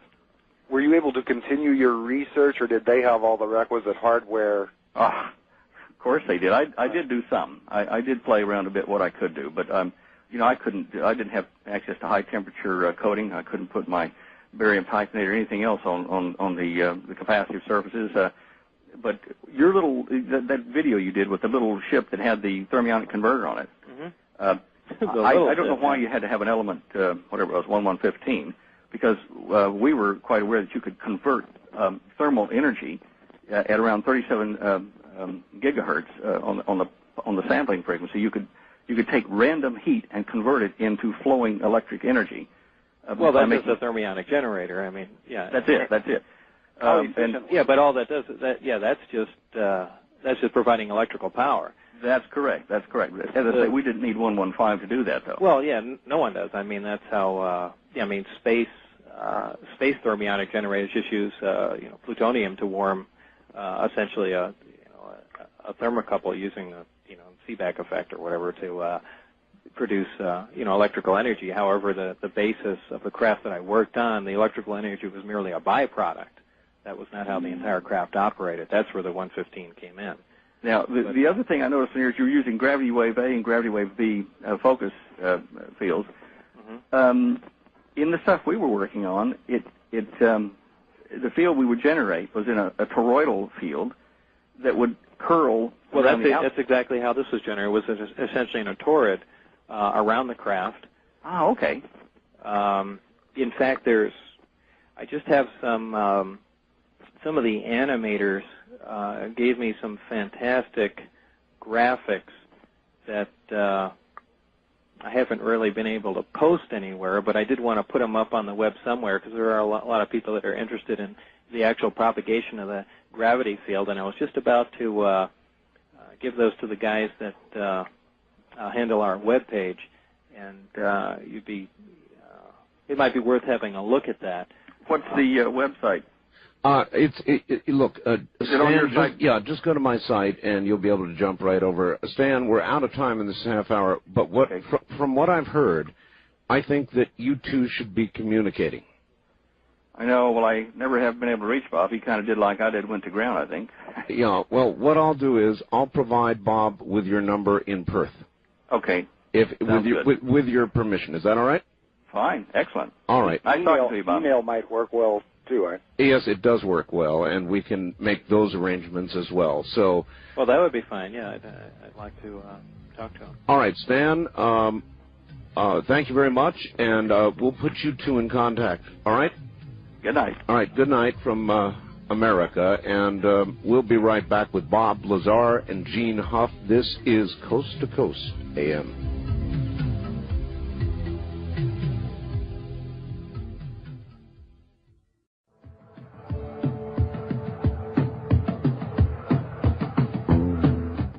Gene and Bob, you're both back on the air. It's kind of interesting when you listen to people like Stan and you listen to people like Bob, as far as we've gone with the story, it's all laid out in such a calm, matter-of-fact way that I think a lot of the public has a tendency to lose sight of the implications of what they're hearing.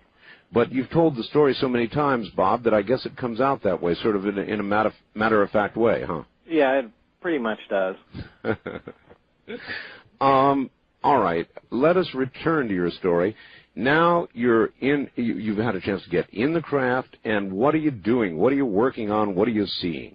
Well, if I remember, I have just met with Barry, and we're now going over things.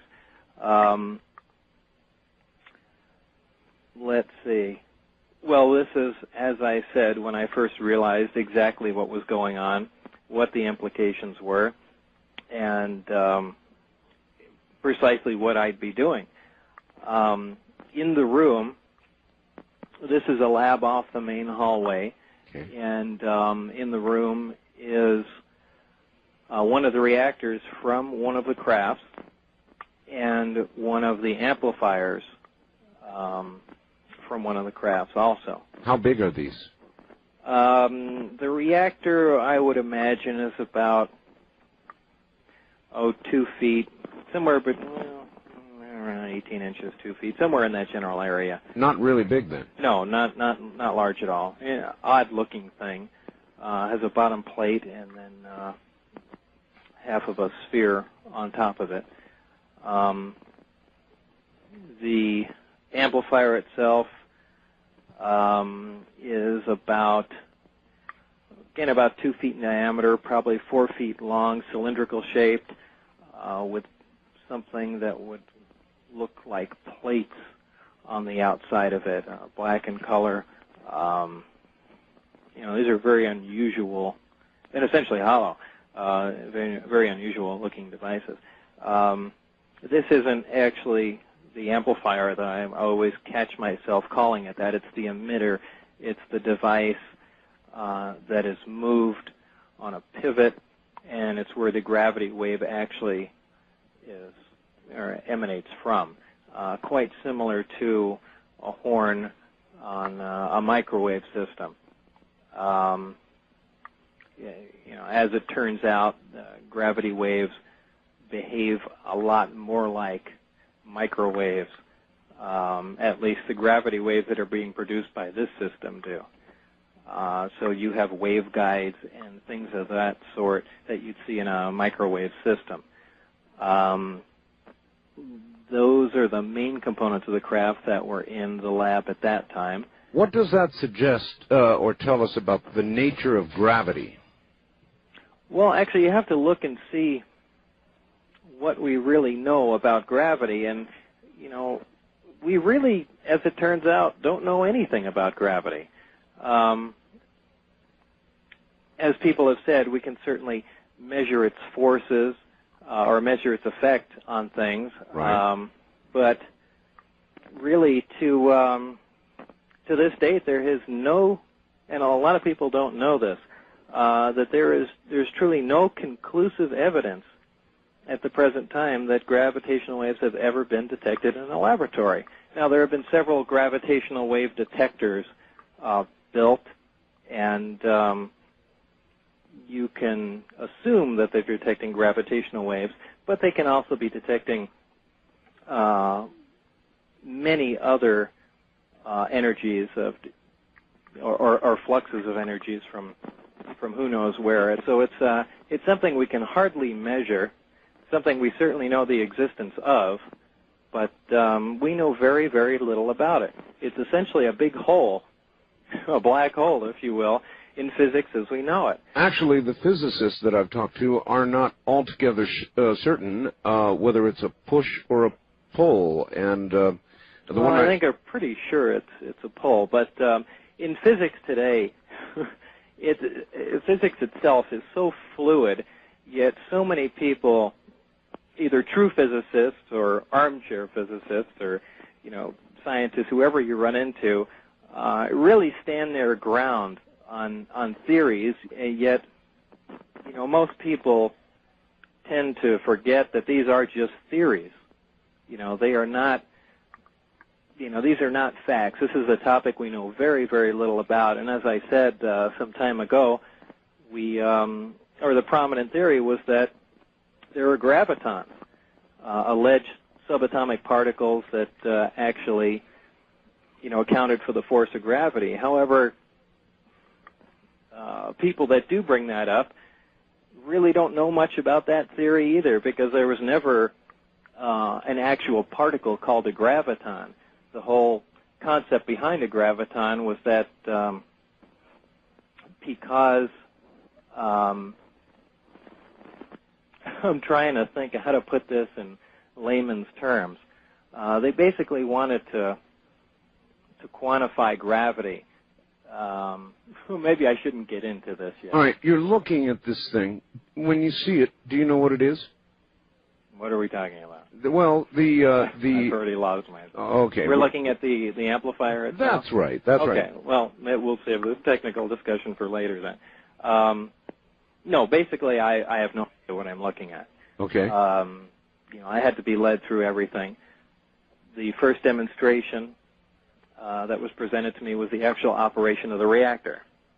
Now, this in itself is nothing short of a miracle. We're dealing with something extremely small, maybe 2 foot square, maybe 6 inches high, just on outside dimensions. And the power output of something like this is equivalent to a little nuclear power plant. I mean, it's very impressive. Also, the fact that it's not producing any waste heat, which is a violation of the laws of thermodynamics. You bet. Bob, not to interrupt too much, but didn't you say that reactor put out as much power as Hoover Dam? I remember I recorded all the data I had about it, but off the top of my head now, I don't remember the output of the reactor. The lay people like me in the audience, so they can imagine the type of power we're talking about. But it was a huge amount of power coming out of essentially a very small place. What did the demonstration actually entail? I mean, what did you first see? was certainly not the electrical output of it, but it was showing me the gravitational field around the device. Now, the only reason I started going off on a tangent about gravity is because I guess my whole point was that we don't have a machine. There is nothing in existence that can make gravity. I've seen a lot of people, just lay people, telling me stories about how they'll watch a film on NASA and how the astronauts are training and they're in a little chamber and they're floating around and they're, in a weightless environment. They don't realize it's an airplane doing a crash dive.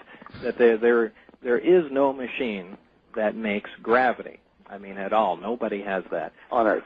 On Earth, right. And here was a device that in operation was doing this. To do that, Barry told me, he started the reactor. When it was operating, after a short time, he told me to put my hand or attempt to touch the sphere on the top of the reactor.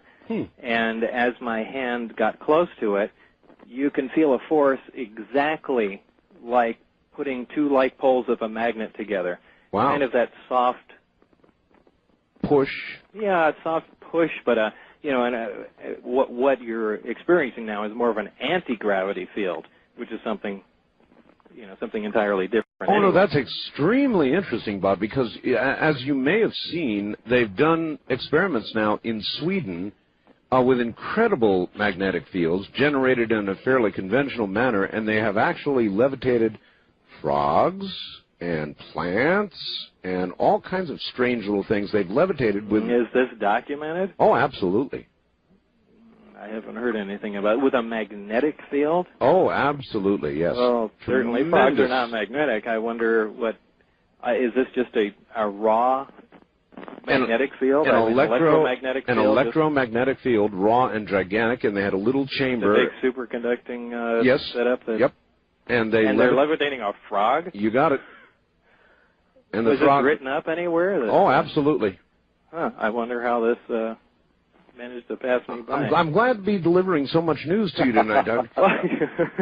but obviously, where can do you have any? Is it on your website? Not to run off on another tangent here, but is there a name of any of the people or anything you can reference me to where I could look? I'm sorry, this second I can't. It was Finnish scientists. It was carried on NBC, ABC, CBS. All the networks had it. They had the photographs of the frog floating there. Boy, that's a tremendous discovery there. Well, it is. It just, when you mentioned to me the tremendous gravitational field and the effect on your biological hand, it immediately flashed to that experiment in Finland. So there you are. Anyway, so you pushed one more question. Have they levitated anything non-conductive, something with no water in it, like just I don't know, what Well, they levitated plastic or something like that? No, I don't think so. I think that it was plants, nuts, frogs, spiders. So it was all biological material? Yes. Yes, but you said yourself you felt the gravity with your hand. Now that's the biological effect. Right. Anyway, I don't want to stunt your story. I just couldn't resist telling you that. No, I'm glad you brought it up. That's actually very, very interesting to me. As time went on, we tossed a little golf ball at it, too. And it never did hit the sphere. It merely ricocheted off the field, which, again, was an impressive display. Indeed. A golf ball is not in any way conductive. It has no moisture. It has no...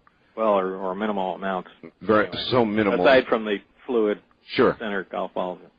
Oh, that's right. They are fluid centers, aren't they? But in either case, this was a quite a impressive demonstration, just in the fact that this is producing a, omnidirectional gravitational field around the unit. It was later connected up to the emitter and the amplifier, and where the gravitational beam out of the emitter can be focused. This, again, was extremely impressive. The gravitational wave or waves coming out of the emitter were focused into a small point and produced a little black dot in the air, hovering in the air. Really? Now, this is not to say it was a black hole, but what it was showing me was that it could bend light. Now, the only thing that can bend light is gravity. That's right. A lot of people say, well, light can be bent, so on and so forth. Usually that's diffracted or refracted, but where you can only bend light is with gravitational waves. So to me, again, this was another impressive demonstration. But it really was a kind of a black hole. Well, in the sense that it was absorbing, at least in that a black hole, by definition itself would be the source of the gravitational distortion, as opposed to this the byproduct focusing on it. And you're also a black hole, a quantum singularity, and blah blah blah blah. Sure, but the theory is the same, isn't it? In other words, you saw the blackness because of the intense focus of right, where light couldn't escape. Yeah, essentially true. Still, an extremely impressive demonstration to me. Oh yes. So basically, those were we did get to essentially fool around with it a little more, but he was updating me with basically what had been learned in the time that they had the craft there. He wasn't really specific on how long the craft was there. He was very elusive on many of the questions that I presented to him. How many did you? Yeah, that's something I want to touch on. You must have had 1 million questions by then. I did, and he would answer them peripherally. He wouldn't really get down to the meat of the question. Mm. But at that point, Barry had a higher security clearance than you did, didn't he? Yeah, that's probably true. That may have been the reason. Yeah, who knows if he was told to do that or that was his own decision or what. But again, he was just basically filling me in with what they knew and what my job was going to be. And this was it. This was finding out how this subsystem of the craft operated in the craft, operated outside of the craft. Could this eventually be duplicated using another power source? Could this power source be duplicated itself without using exotic materials, and so on and so forth? Sometime later, I got my only view inside the craft, which again was extremely exciting. Yeah, no kidding. Now, can you describe what you saw in that craft? Yeah, I was let in again by what's his name? Not Barry, Dennis. And we walked up a small roll-away stairway that led into the craft. It was very cramped getting in the doorway. The hatch was removed. I really didn't pay attention to see how it was fashioned to it or if there were hinges or anything. A lot of people have asked me that, but it was, you don't spend time looking at how a door was connected somewhere when there's a flying saucer in front of you. In either case, I went inside. Initially, you must bend over to get in. There is very little headroom. So whoever originally flew in this was small. Right, whatever flew in it was tiny. And if you notice, Art, if you're looking at the model of the sport model there, out near the equator of the disk, I mean, it literally comes to a point, and it graduates as you go towards the center. So obviously, the ceiling is very low near the edge. And for the benefit of the audience, with internet access, I've got a photograph of the sport model on my live studio cam right now. Oh. Okay, go ahead, Bob. I'm sorry, I didn't mean to interrupt. as you walk into the craft, first of all, I should address a few questions that people constantly ask me. All right, and, please. One of them is certainly, well, how did you feel going to the craft? Wasn't it the most exciting thing in your life? And I know I've said this 1,000 times before to many other people, but it was not, the feeling at that time was not of excitement. It was a very ominous feeling. Ominous. Very much so. It was more a feeling like, it's actually, I really can't describe it. It's difficult to put into words, but it was a very ominous feeling, more like, are you sure we should be here? But, of course, after the fact, it was certainly exciting, but it was a very, very odd feeling because, and it was no pun intended, it was a very unearthly setting inside. All right, that's a perfect place to hook them and hang them up until we come back from the news. So everybody relax. We'll be right back. All right. Bob Lazar and Gene Huff are my guests. I'm Art Bell. This is Coast to Coast AM.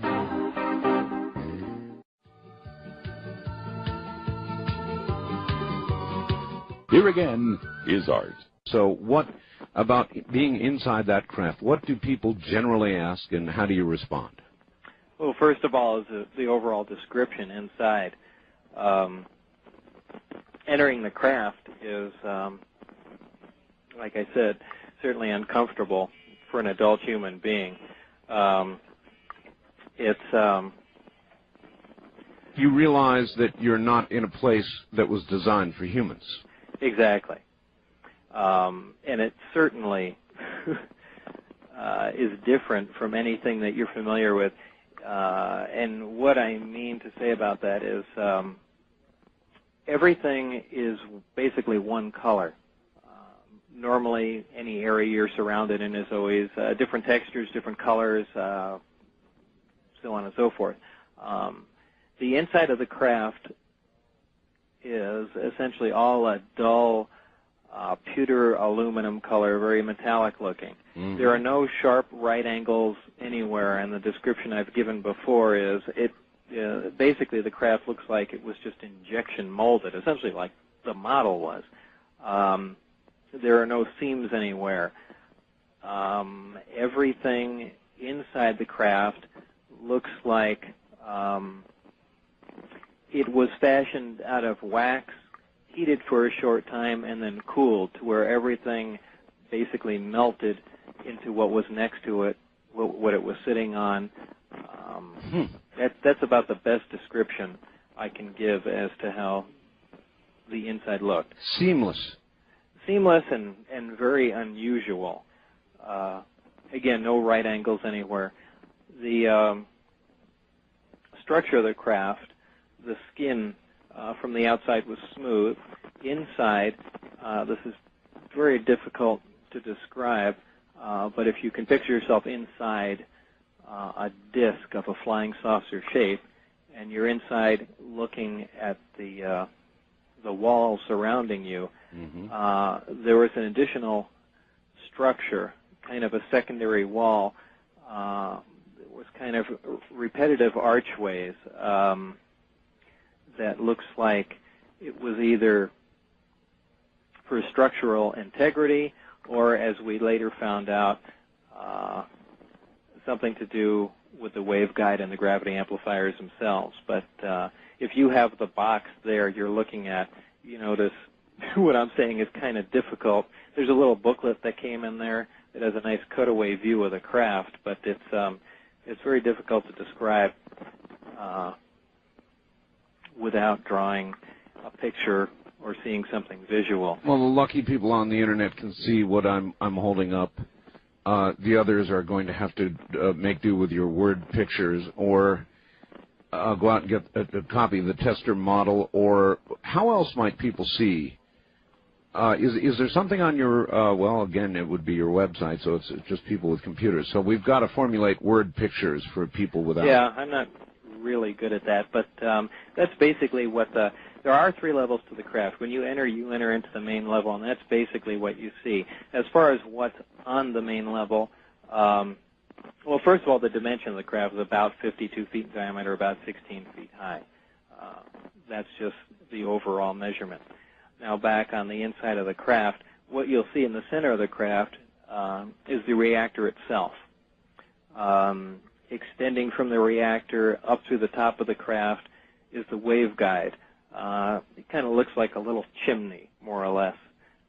Surrounding the reactor in the center of the craft are 3 seats. These seats all face one direction. Also near these 3 seats are the 3 gravity amplifiers themselves. They look like consoles, just solid rectangular objects. When I say consoles, I don't mean there's any buttons, lights, or anything of that sort. And in fact, there were no buttons, lights, switches, or wiring in the entire craft. Really? Really. That's also quite an impressive feat. No levers, no buttons, no lights, no switches. However, I did not get to go in one part of the craft, so I really can't say what was there. But I do have a good idea as to what was. Now, this was all on the center level. Immediately underneath, there's a small breakaway part of the floor as you walk in to the craft over to the left. It's a collapsible hexagonal, very unique doorway. People have asked me, have you ever seen anything in any of these crafts, any of the technology that could be used today, something simple? And that's certainly one of them. Aside from the high-tech gravitational propulsion system, so on and so forth, something very, very simple to understand and easy. And anyone that's taken a 6-pack of beer or bottles or anything like that, you'll notice that if you push on the sides of you take all the bottles out, you push on the sides of the box, it all collapses flat. Yes. And the floor itself was hexagonal in shape and made of little square hexagons like that of thin metal with a little notch cut out.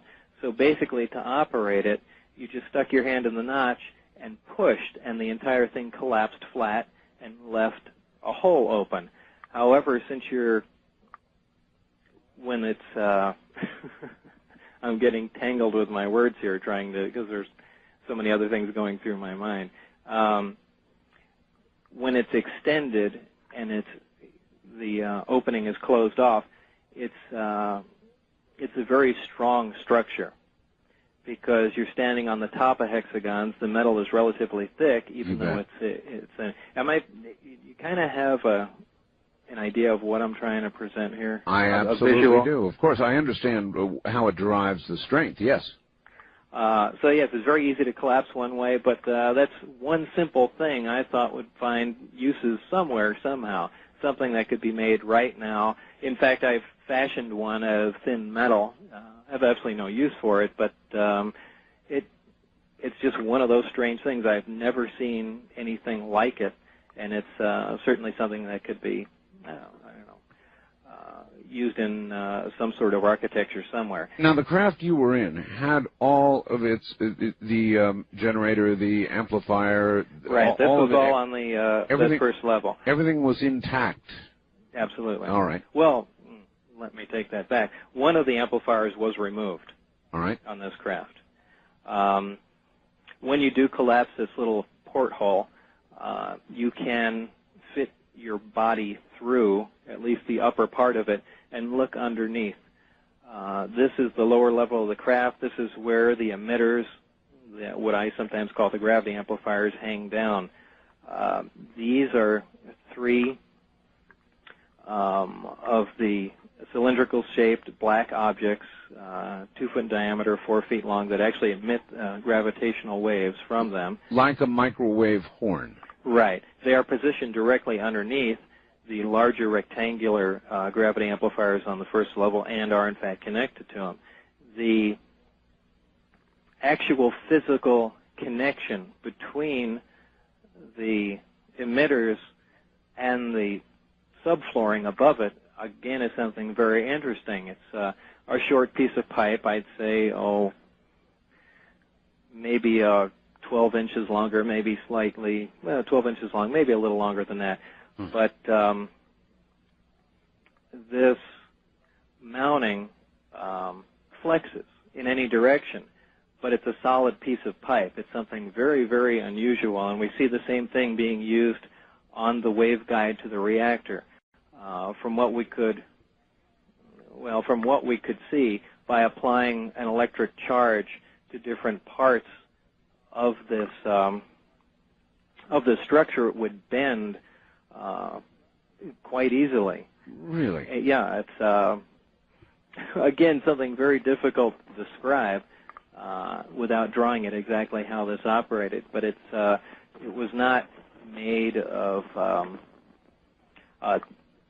in a telescopic form where you'd see something like a car antenna where it would collapse down on each section would collapse down onto one another. It was a solid piece, if you can imagine, just a solid piece of pipe, and applying an electric charge to it and having the pipe bend but remain rigid after it had done so. Anyway, this compromised composed the focusing system for these three amplifiers.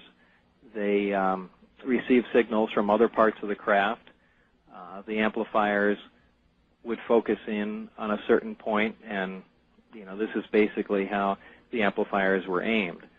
And the craft had, again, it's kind of a lengthy explanation, but there were two different modes the craft we found would operate in. One is called Omicron, and one is called Delta. The Omicron configuration was the standard operating mode of the craft, and it's where it used one single amplifier to maintain its elevation in the sky. One of the other amplifiers was rotated 90 degrees and essentially pointed straight out ahead of the craft. So with one amplifier working, it essentially produced an anti-gravitational pillar to stand on. With the amplifier that was rotated 90 degrees, instead of what we would normally think along the lines of propulsion, where a jet would essentially exhaust material, hot gases out the back, right? Where we would normally think along the lines of a propulsive force, what the craft did was essentially create a distortion in front of it. A distortion. Now, a gravitational distortion. Is that like sort of creating a well, in effect? Exactly. It would create a little distortion, a divot in time-space, if you want to call it that.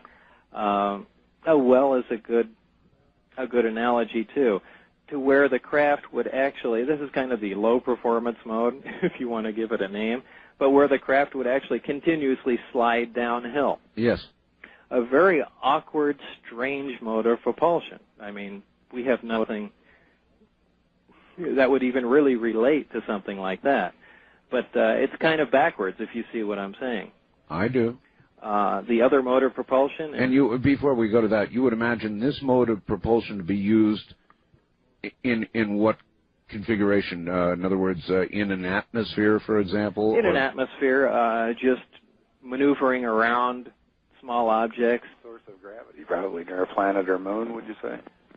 I would imagine so, yeah. I don't think it would be used in space. There would be some, by definition of this mode, it requires some force, some large amount of gravity to be acting on the craft. So you would have to be near some sort of gravitational body. All right. I would imagine as it was hovering around the ground, this is what would it. All right, makes sense. And then there was another mode. The other mode is the delta configuration, and this is how it normally travels through space and makes large jumps.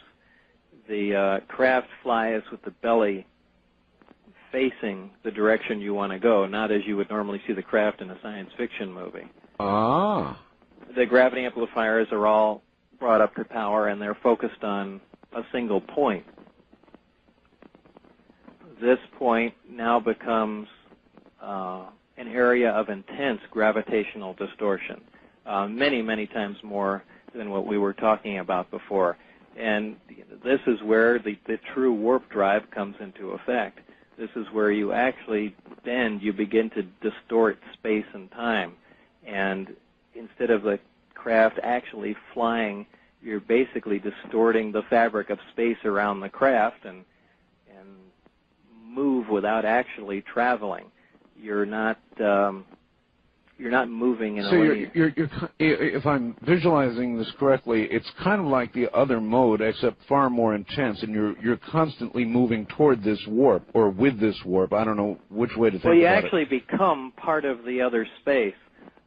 It's a pretty wild concept, but something that it really isn't unknown to us. As I've stated before, to most people this sounds like wild science fiction. However, we know most of these things are possible. We know, for example, as I stated in that tape, that we can see stars that are behind the sun. And the reason for that is the intense gravitational field of the sun bends not just light, but it bends space around the sun, and we can see some things behind it. We know that we know space, gravity, and time are all interrelated. We know this for a fact. We know that around areas of intense gravitational fields, time essentially slows down. I mean, it's certainly been theorized that if one was to orbit a black hole, an area of tremendous gravitational distortion of gravity will, for instance, that time would virtually stop. Right. So with all these things interacting, this is how you can travel a great distance with essentially no time elapsing. First of all, you're bending space towards you. By doing that, you're actually slowing time. Not to say that this is a time machine, it's just a byproduct. Whenever you produce a gravitational field, whenever you're around an intense gravitational field, time slows. It's just Bob, did you discern all of this yourself after long examination? Oh, no, this was... Okay, they gave you this then. Right. Mm-hmm. All right, and so, God, you've got... so then you're in the craft. Then your job, I guess, is to go back to the gravity amplifier and the rest of it that they've already got assembled and try and back engineer the thing or try to make it work with materials that we have here on Earth. Is that correct? Basically so. Well, basically is to start at the very beginning and look at the reactor and try and see how from ground level the device operates. And this is where apparently I came in to the project. All right, and that is where we must pause.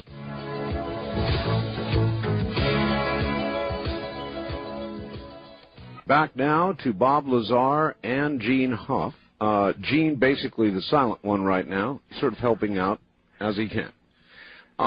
Let's see, Bob, in the interest of time, because, we could spend 10 hours with this, perhaps not before you fell asleep, but...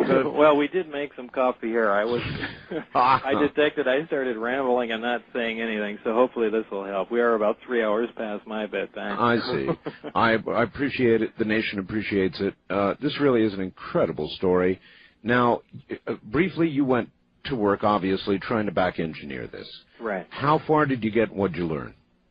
Well, not very, and I need to digress for a moment here, and this is where I learned one of the reasons why I was hired. Initially, our work started on the reactor. We figured that's the center point of everything, and this is where we should really concentrate our efforts, and apparently that's what the people before me did, too. Apparently, there was an attempt to analyze the operation of one of these reactors, and I got to read the notes that the gentleman before me had left. There was a fatality, or actually 3 fatalities, if I remember, when they attempted to do this. For some reason, they attempted to get into the reactor while it was in operation under load, and it was never very clear in their notes as to why anyone decided to do that.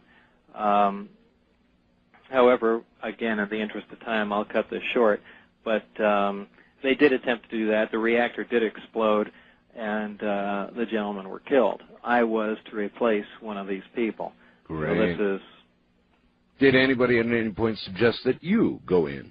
Oh, no. I think this is something... I think they reached a point of frustration, couldn't get anywhere, and, went on from there. Again, this didn't sound very sensible to me, but this was a story that was relayed to me, and just something I thought I'd pass along.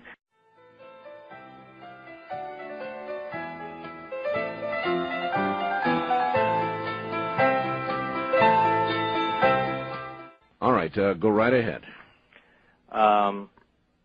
We then found,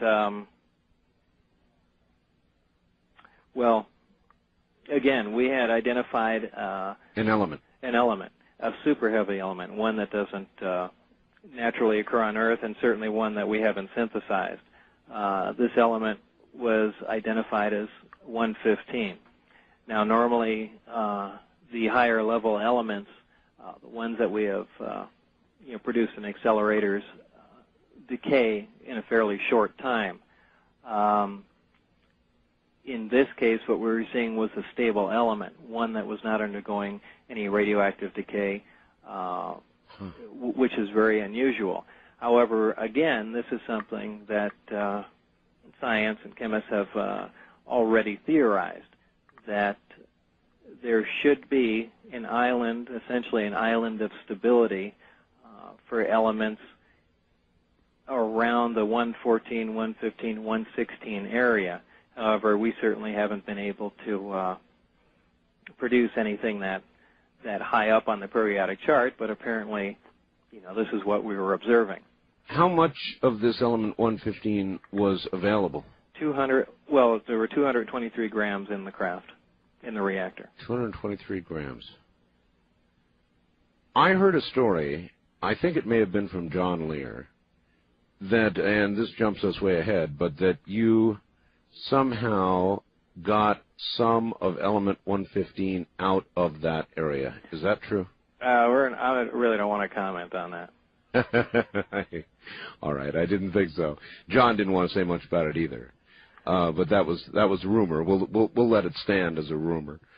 All right, so element 115, something that we don't have yet. I think we have progressed a little bit up the scale, but we're certainly not at 115. Where are we now? What is our? I believe the last isolated was 112. 112. And yep. Most of the more recent work has been done in Darmstadt, Germany. All right. In fact, I believe there's their plan to produce element 116 is coming up next. I think they plan on. I think it was californium and calcium or something. Do you remember that, Gene? Yes, I think they were going to fuse curium with calcium, and they were going to end up with element 116, which they then thought would decay in a chain of unknown nuclides and see where the island of stability actually settled. But they are very close to attempting to pierce that island of stability and seeing what's going to happen. However, producing one or two atoms of it really isn't going to let them determine how the substance is going to react, but at least they're there. They're almost to the point now where they can begin to look at some of these exotic substances. Right. There are a lot of people waiting to see if they can perform any experiments or find this, gravity A that Bob alludes to. But really, when you read, and I'm certainly a lay person, when you read on these, for instance, the website for the Lab for Heavy Ion Research in Darmstadt, Germany, you can see that they actually detect these atoms when they make them, and getting an atom or two, it doesn't put them anywhere near having a quantity of it that you could hold in your hand and actually study for any macro scale type effect. You bet. Bob, how long were you then at S4 doing your work?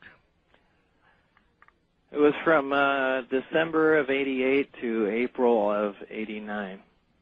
December of 88 to April of 89. Okay.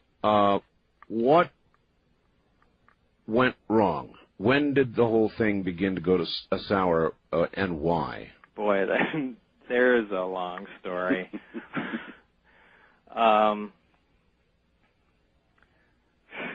Okay, the Reader's Digest. This story. Reader's Digest version. Yeah, a Reader's Digest version of this, which is typically longer than the entire story itself. You want me to tell it? If you got a shorter version than I do, well, go ahead. All right, how about this? At what stage of work were you when it began to go bad? Well, very early. Well, go ahead, Gene. Give it a try. Well, Bob had been on an on-call basis, and right when he got to the point where he's told you about up to this point, they stopped calling him into work. And this was very frustrating. He wasn't a fun guy to be around. And what had happened is when he, as he told you before, he had to sign documents allowing them to monitor his phone and fax and computer and anything that came into his house over a phone line. And to make a long, sad story short, Bob's wife was having an affair, and they found out. And when they gave him his security clearance, they deemed him to be financially stable, emotionally stable, and just generally stable. And so now they knew that he was going to be having some emotional problems, and they stopped calling him. Ultimately, they heard his wife admit that she had had an affair to her mother over the phone, and she ultimately told Bob. And they called him in and yanked his security clearance, saying that they deemed him to be a sure candidate for emotional instability, and that he could reapply again in 6 to 9 months. So I have never heard any of this before. You've never heard this? No. Yeah, that's the reason that he lost his clearance. It had nothing to do with him. All right. Well, you had signed all these papers, Bob. What motivated you to go public? I mean, that's weird in itself. I mean, why did you go public? Surely you had to worry about your life, you had to worry about your career, and I don't know whether everybody knows, but you were virtually, the modern term is erased. Your educational records were erased.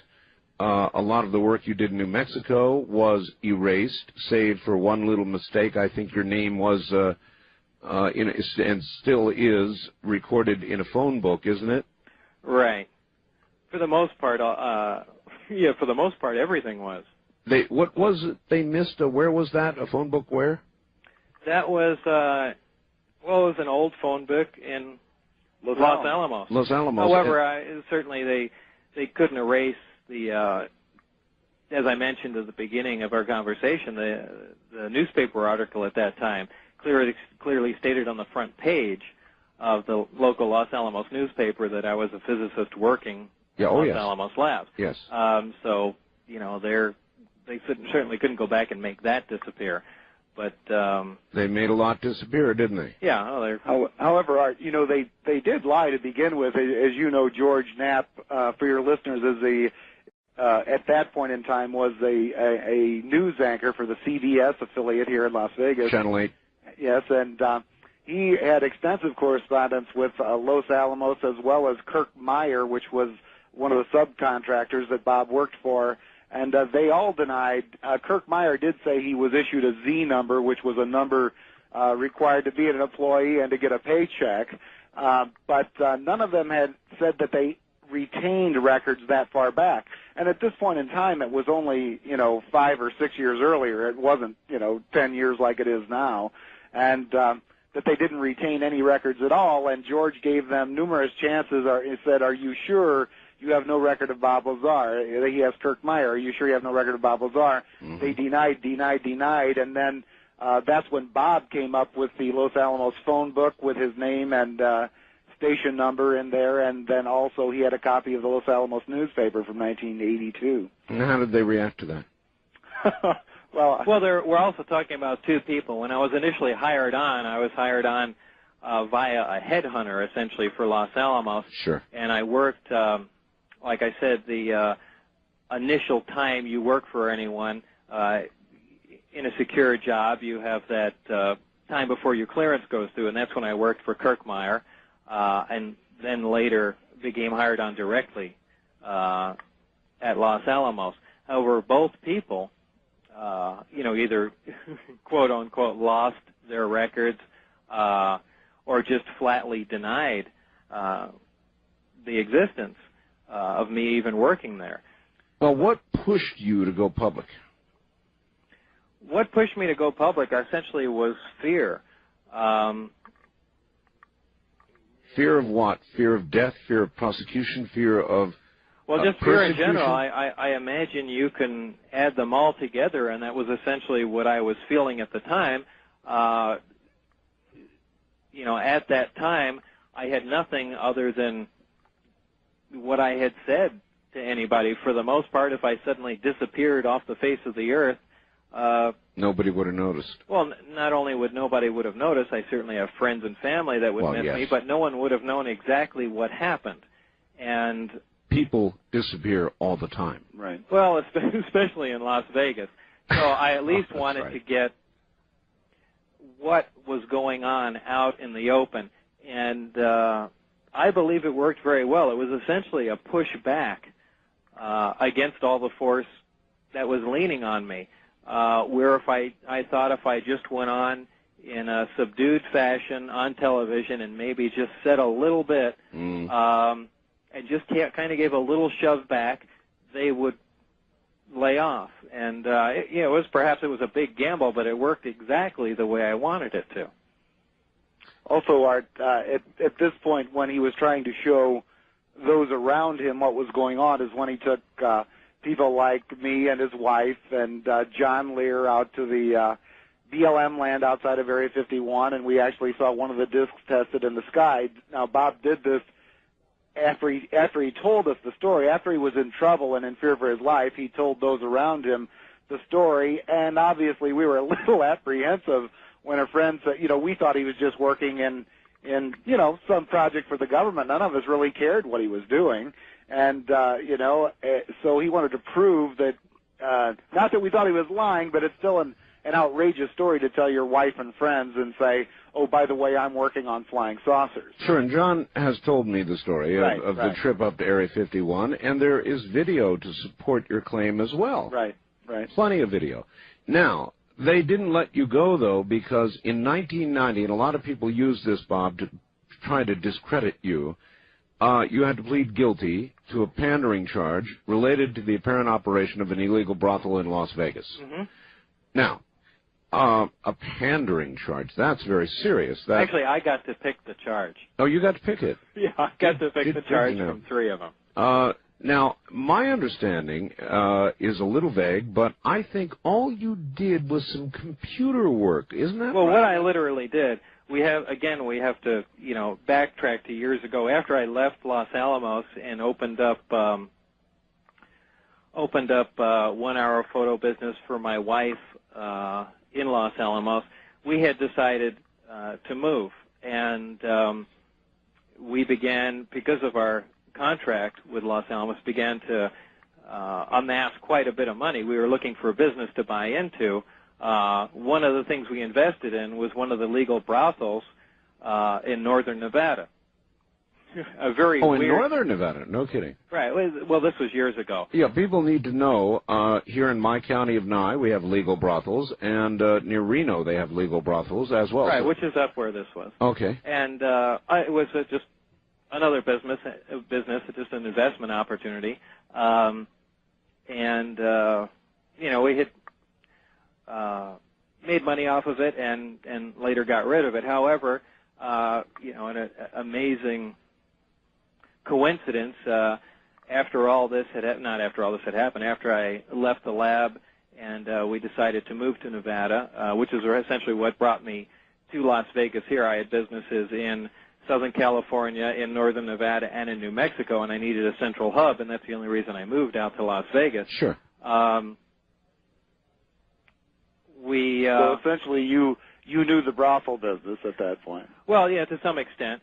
And even though we were out of it, after I had left S4 and began to look for some other source of income, I ran into one of the old managers of the place up north. Right. And she said she had a place running down here that wasn't running illegally, but she'd wondered if I could install a computer system like we had up there to make her business run smoother. And I said, there's no problem. It'll take me a while to write the program, and I can set the computers up for you, and so on and so forth. They also wanted a security camera outside to make sure a guy wasn't coming to the door with a gun or a knife. So Sure. I essentially installed all that stuff and left, and that was that was the end of it.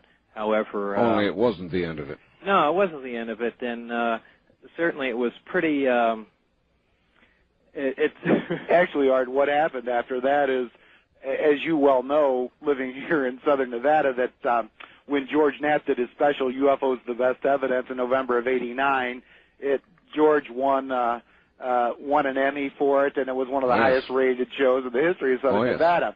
So when it came for Sweeps Week the next spring, George said it would be a great idea to have Bob Lazar on. So Bob had a giant following, and say, what has Bob Lazar been up to? So Bob goes on television, not knowing that installing all of this equipment for a brothel was illegal, and on television, George says, what have you been up to, Bob? And Bob says, oh, I installed some security systems and computers and things for a local brothel. And then needless to say, the police were listening that day. Apparently so. All right, gentlemen, hold on. We've only got one more hour to go, and it sounds like the coffee's working. This is Coast to Coast.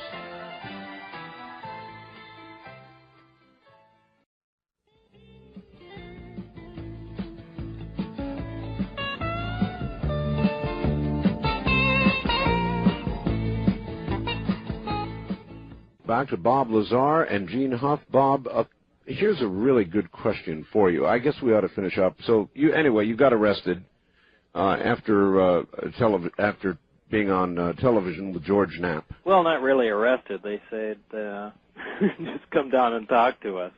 But essentially that was the impetus of everything. Was talking on the TV. Art, there's a big, long, drawn-out story behind it, which we probably don't have time to go into. All right. Essentially, the madam of the brothel was an informant for the FBI, DEA, and anyway, she got off. She was a prostitute who ran the whole brothel, and she got off with a misdemeanor from an old early 1900s Nevada statute called keeping a disorderly house. And they had to nail somebody, and Bob just went down and turned himself in, and they gave him probation, and that was it. So. I see. Well, a lot of people... But even the judge thought it was very strange that the FBI was at the trial. And I think he made some very unusual comments, too, knowing that there was some other influence. Yeah. The judge said on camera in court that he didn't understand why the madam of this brothel got off with a misdemeanor, and considering that Bob Lazar was certainly not a panderer in the classic sense of the term and had no prior criminal record, why in the world he would have pled guilty to pandering. Yet it was some bad legal advice. And we can all turn our imaginations loose on that one. Yeah. It's not real And hard. actually, they gave him probation, and the people of the probation department used to fight to try and get to come do the checks on Bob so they could speak to Bob Lazar, the UFO guy. All right, I want to run you through a few fast questions. I've got a million faxes. One is a good one. How could some of the UFOs or parts be disassembled if they, in essence, had no seams? They were absolutely torn out of the craft. When I had corrected myself and said that one of the gravity amplifiers was removed from the sport model itself, it wasn't removed surgically like you would imagine. It looked like it was almost cut off with an oxyacetylene torch. Though there were no burn marks on the deck, but it was absolutely ripped out. Now, I never did see where the other amplifier to that craft went, or heard any stories about it. But maybe it was the one on the workbench. All right, ripped out is the answer. All right, good answer. By the way, for your reference, Bob, the Frog was levitated in the High Field Magnetic Laboratory in Amsterdam at 16 Tesla. If Bob would like to take a look at the photographs and read about it, I've got a web address here. The most complete account is given in, quote, of Flying Frogs and Levitrons by M.V. Berry and A.K. Geim, European Journal of Physics, version 18, page 307 to 313. That's just for your reference. I'm really interested in that. Have you ever, Bob, subjected yourself to regressive hypnosis in hopes of recalling details? Because obviously, even in this program, they're still coming back. Yeah, I did. In fact, that was one of the first things we did, and it was not, again, so many offbeat stories get started on this information. Sure. People said I, was either drugged or hypnotized there at work and couldn't remember anything, or, however the stories go. But there are plenty of them, and there are more than a fair share on the internet. But I initially went to a hypnotist here in town by the name of Lane Keck, specifically one that had heard nothing about flying saucers, alien abductions, or any of the other silly things associated with this, and went specifically to remember intimate details of what I was working with, specifically layouts, schematics, so on and so forth, so I could sit there and, to the absolute best of my ability, draw and record everything that I had seen and done, and that did help out quite a bit. It seemed to, All right. And for the record, Art, Bob had a very good memory of all the major things that happened. He's talking about frequencies and quantum behavior and things that he wanted to get into relaxation and try and reread those reports. And but it was nothing like he didn't know he had worked on flying discs and suddenly remembered it under hypnosis. That's not what happened at all. All right. Well, these are random questions. Bob, somebody asked if the anti-gravity field has to extend all the way to the ground in order for a saucer to fly, or if it has to simply surround the disc itself or the bottom of the disc. No, it really just has to surround the disc itself. In fact, that's how when I was talking to that other gentleman in Australia, yes. That is essentially what we were talking about, that the field produced around the craft is like a torrid, a big donut, essentially. However, with the bottom extended is, the pedestal, the effect of the emitters pointing in that direction. But the field does completely surround the craft. All right. Here's another one. Please ask Bob if the principles that you've been describing tonight have any relevance in what you've heard of stories with regard to the infamous Philadelphia experiment. The Philadelphia experiment. A long time ago, when I was at I had heard of the Philadelphia experiment some time ago, and when I was in Los Alamos, they have a classified library there in the library, and I was able to find some general information on the Philadelphia experiment. And in my personal opinion here, that this is a story that has gotten so completely blown out of proportion. Mm-hmm. Certainly there were people injured and people killed in the this test.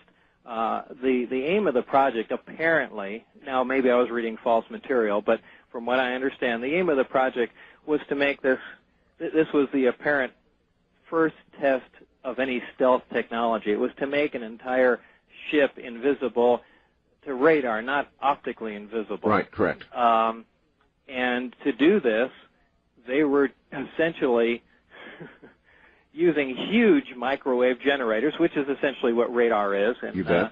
I think the accident that occurred was more along the lines of radiation injuries and things along those lines, not the more sensationalized, we flipped into another dimension. Continuum, and people coming up in the middle of the metal and all. Yeah, I think there was a much more prosaic explanation for what happened, and in my opinion, and from the small amount of information that I was able to get my hands on, because that had always fascinated me too, as to what happened with that. But I think that's all we're looking at is just an accident along those lines, and the reason for the cover-up, I think, is the same reason for the cover-ups we see around Area 51. Sure. Is more of a legal reason because of the injuries involved, just like the toxic waste problem. You bet. Out there, than there being something unbelievably top secret. All right. Al Bielek won't like that answer. I know, but that's all right. Art, I'm a computer tech. My training includes understanding electronics, of course. Please ask Bob if he would give us some figures on the toroid that he worked with, perhaps voltages and current. I like to tinker. The toroid. Toroid, yeah. Oh, a toroid is a shape. Well, you were just, that's just the shape of the field. You didn't even work with the toroid, did you? No, I mean, that's just the shape. I don't understand the question, I guess. All right, I don't either, so I give up. Have you been approached or have you agreed to be part of the CSETI program to get a congressional investigation going on all of this? Have you been approached by them?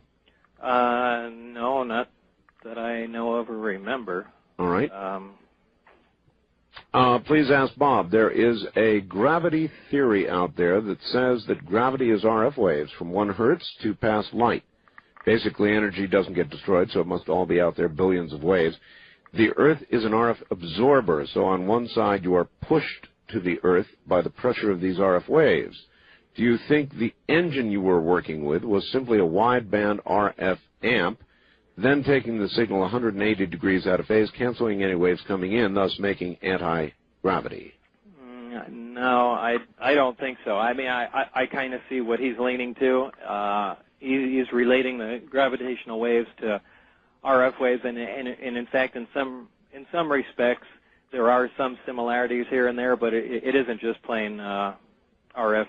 Okay. A cavity resonator normally bounded by conducting surfaces in which electromagnetic energy may be stored or transmitted as oscillations whose frequency is determined by the size, shape, makeup of the cavity. Do these propulsion systems use this technology in scalar form, waveguide, continue. Waveguide form, or modulated FM form against or with gravity? In waveguide form with gravity, essentially is gravity. This is along the lines of what I was saying, that this behaves very similar to a microwave system. And, we're seeing really a lot of similarities in the construction of the two, the comparison between the reactor waveguides and emitters and microwave systems themselves. All right. What does Mr. Lazar think of Dr. Michael Wolff? He has in the past supported Mr. Lazar's claims about S4 and the sports model. You remember? Just refresh me on... he's the gentleman from back east, I think in Connecticut or somewhere like that, who says... in fact, I think I read that he said that... he was actually a medical doctor working out at S4. Isn't that right, Art? I vaguely recall that. Something like that, and essentially concurs with a lot of the things you have to say. But I don't think Bob has ever spoken to him or talked to him or. I really don't. I really don't remember his entire story, so I can't really. And he wrote a book, but we didn't get it. All right. Lee in Grand Junction, Colorado asks, Bob was being interviewed on a program several years ago where he described seeing a black and white photograph of an alien which had an autopsy performed on it. He said at the time all you could see was one large organ in the chest cavity. If he has seen the video, Alien Autopsy, please ask him if that's what he saw or how the two compare. No, that isn't what I saw. I don't believe that video is authentic. I believe that's completely fabricated. In one of the briefings I had mentioned, there were 2 autopsy photographs of the apparent occupants of the craft. They were both cut. One was cut in a T fashion. It was a bust shot, essentially, from the middle of the chest upward. Mm-hmm. The chest was cut in a T fashion. The skin was pulled back, and apparently what was removed from the body was a single large organ, and I said that it most closely resembles a liver. Now, we're dealing with a black and white photograph, so I don't know what color it would be, but it has that almost semi-fluid appearance. There is the other portions of the other photograph had that organ cut itself, and it appeared to have many other chambers, and just from the small amount of information they provided, it seemed to have the function of several organs that we would be familiar with, but essentially evolved or grown together, however you want to look at it. Wow. But essentially just one large organ performing the functions of many organs that we're familiar with. So all you saw, to be clear, were those photographs. You never saw any sort of alien being alive or dead in person. No, not that. No.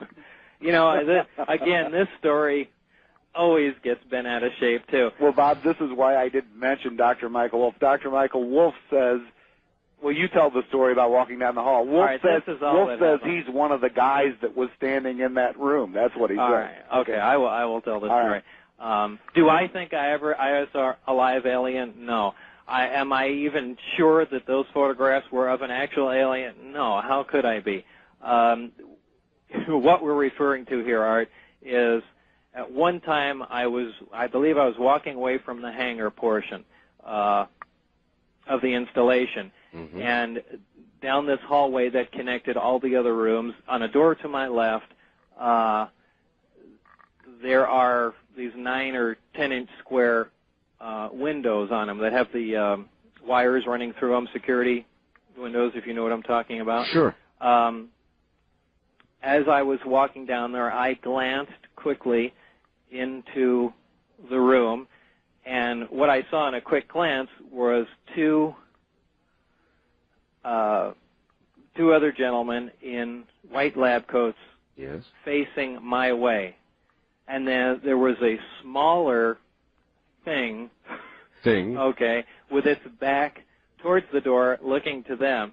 And this was at a quick glance, and walked by, and immediately, you know, everyone has jumped on it, saying, well, there was a live alien there, so on and so forth. Now, I find it much more plausible to believe that this was a dummy or something, them trying to ascertain the size of whatever creature flew in these crafts. Perhaps they were going to sit it in the seat, see where its arm placements, leg placements would be, so on and so forth. But I have, you know, there's certainly no reason for me to believe that that was an actual alien living. Or that it wasn't. Well, or that it wasn't. However, you would think that, you know, quite possibly Barry would have said something about that, or I would have been notified. You're passing the alien room? Well, or it's something along those lines. I don't think that would have been left out. And, you know, quite frankly, if there were living aliens there, would we be doing a back engineering program like we were? Wouldn't we be receiving some instruction as to how these devices operated? So it's unless they weren't the aliens that knew that. Yeah. Anyway, no, I don't believe that was. I believe they had a little dummy there because they were sitting there looking at it like they were trying to size it up as to, is this thing the right size, or so on and so forth. Anyway, Dr. Michael Wolf alleges that he was one of the men in the white lab coats. All right. That's where he fits in that story. All right. We're going to break here at the bottom of the hour. We'll be right back.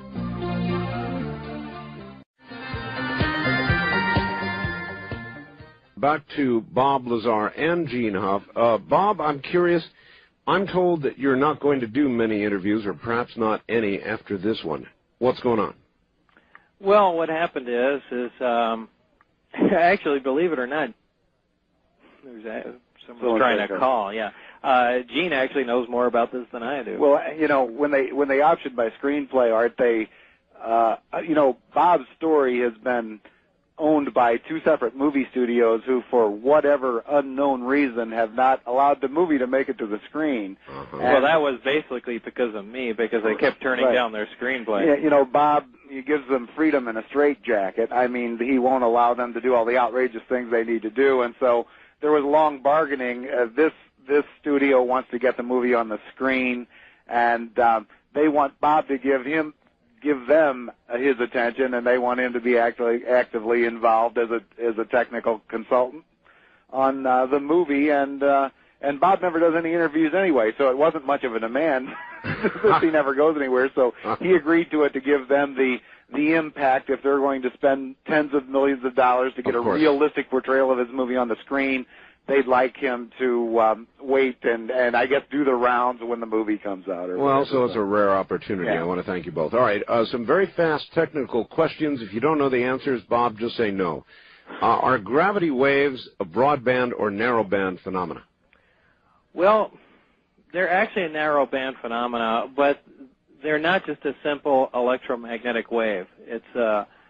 It seems to be a complex emission, and that's about all I can say in a short time about them. All right. What is their frequency or wavelength, or was there a way of measuring that? Well, there was.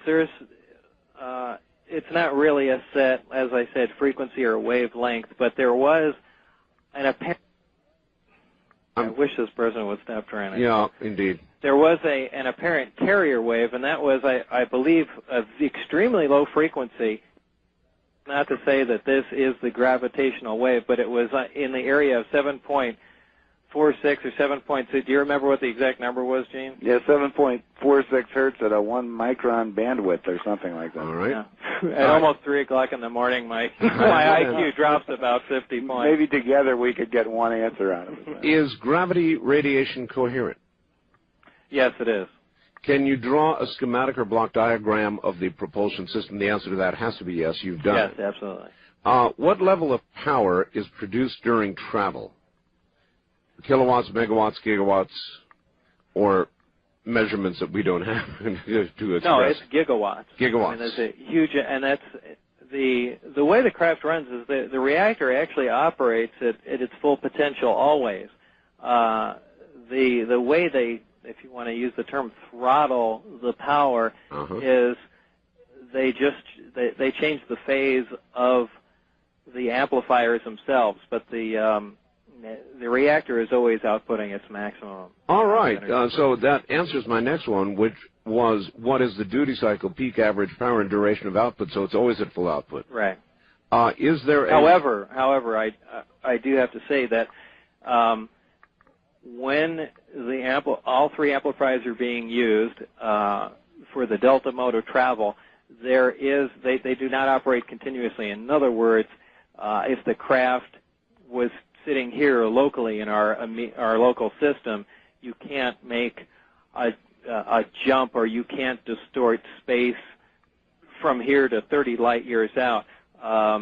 This has to be done in several consecutive jumps, and there is apparently a recycle time, on the system. And they're pulsed, right? Yeah, they're pulsed, and again, we're working against the 3 o'clock IQ drop here, but I'm trying to remember.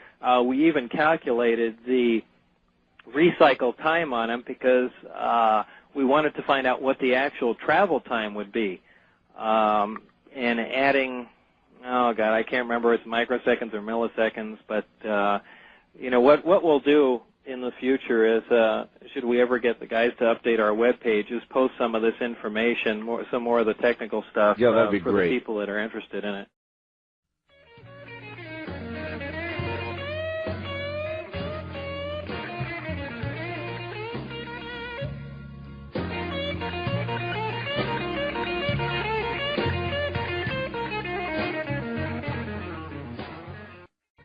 All right. Is there a relatively simple antenna detector that one might use with a receiver or spectrum analyzer to capture gravity waves?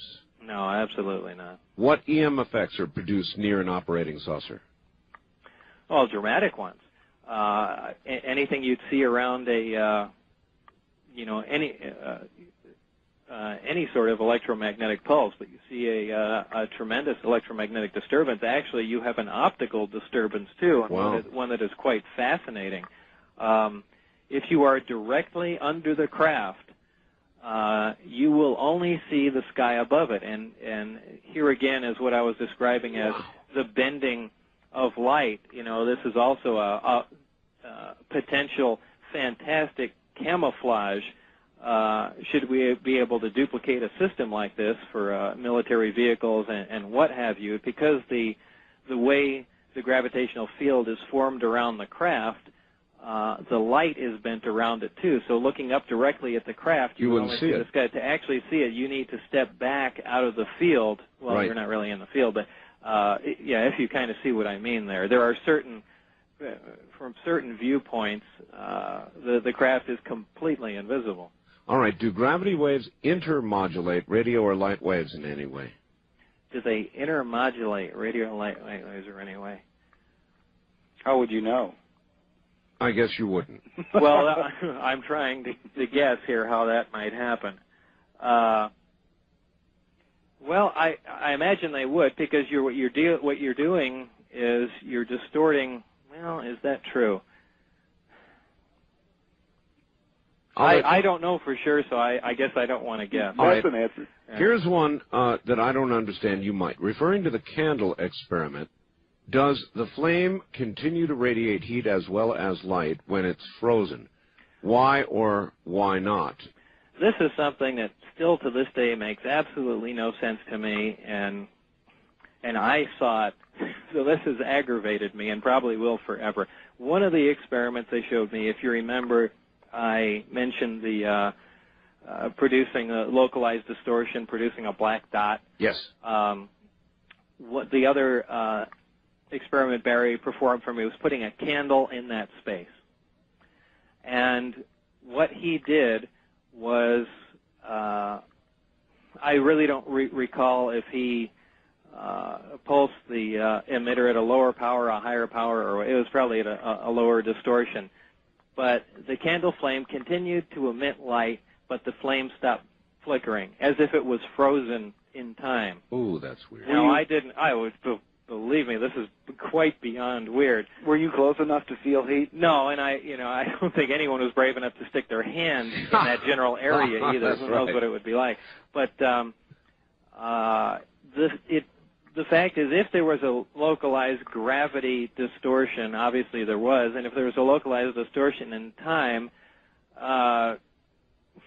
why is there light being emitted? I mean, there's Right. something here that doesn't make any sense at all, and this has really driven me crazy.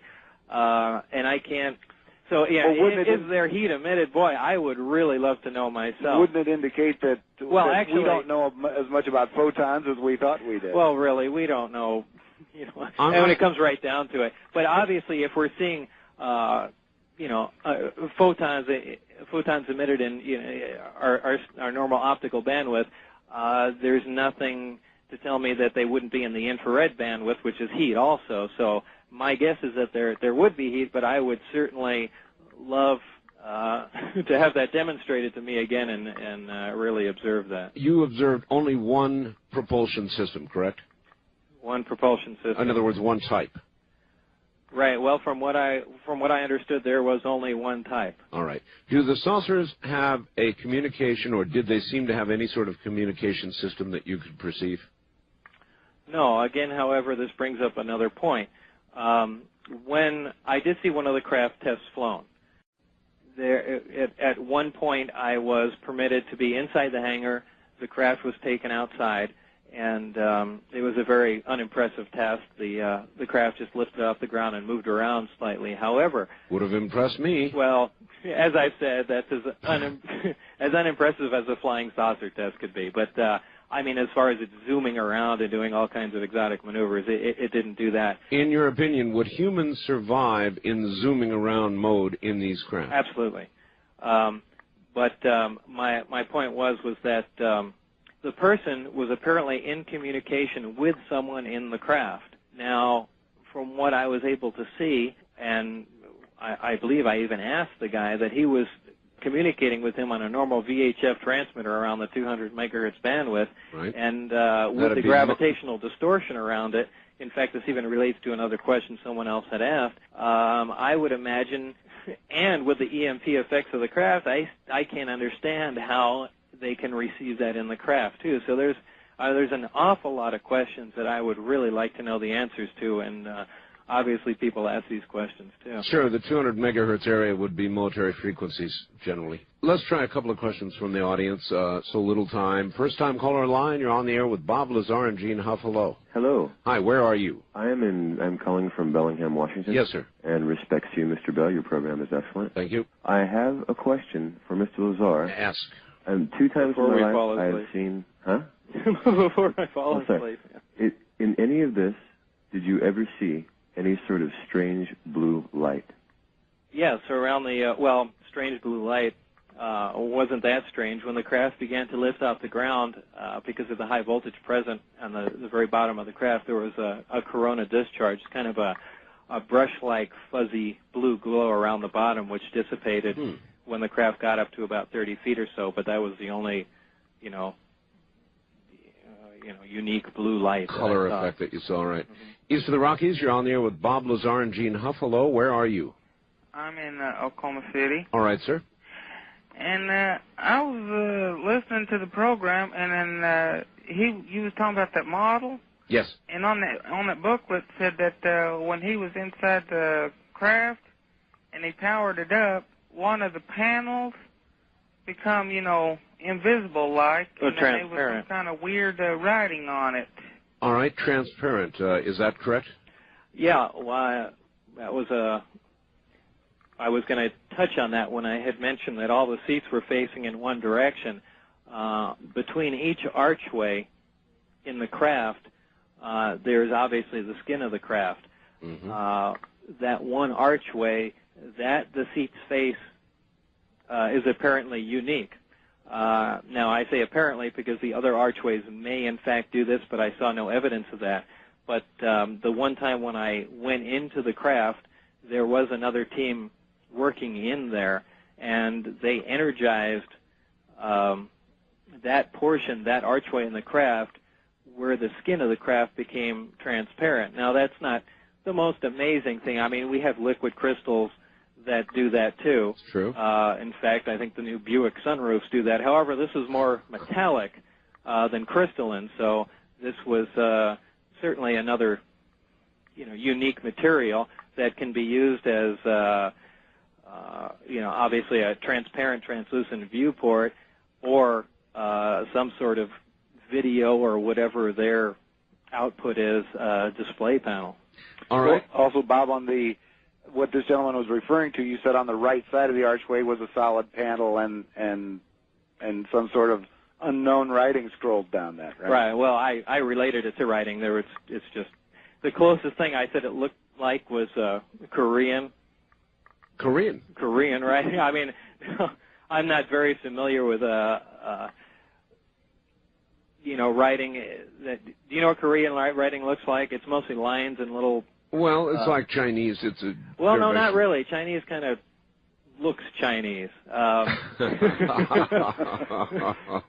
right, I'll take a look at Korean writing. But that's my closest analogy to it. I'm not saying that it represented it in any way. I understand. West of the Rockies, you're on the air with Bob Lazar and Gene Huff. Hello. Yeah, good morning. This is Alexander in Central California. Yes, sir. I was just curious whether you're able to identify the material that the emitters were hanging off of, as far as elemental sort of thing.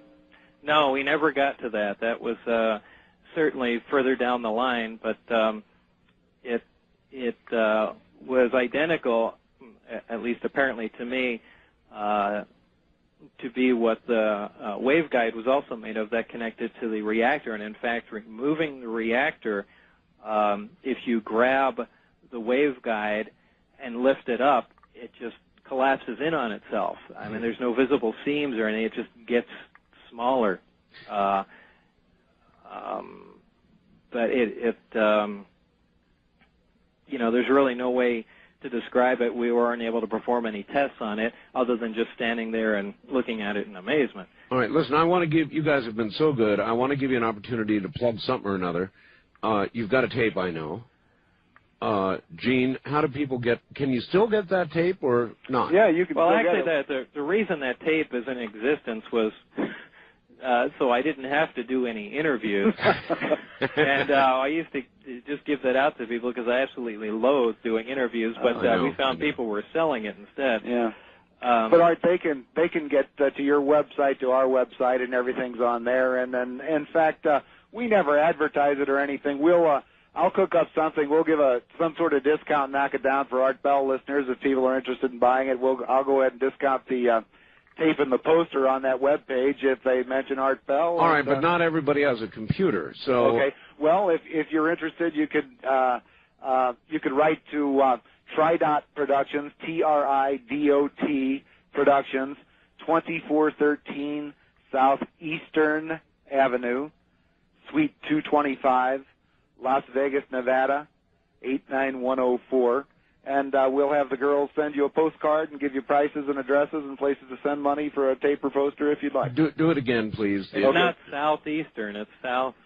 Okay, Eastern. It's Tridot Productions, TRIDOT Productions. Right. 2413 Eastern Avenue, Southeastern Avenue. Yes. Suite 225, Las Vegas, Nevada, 89104. And they write, and if they're interested, we'll send them a postcard.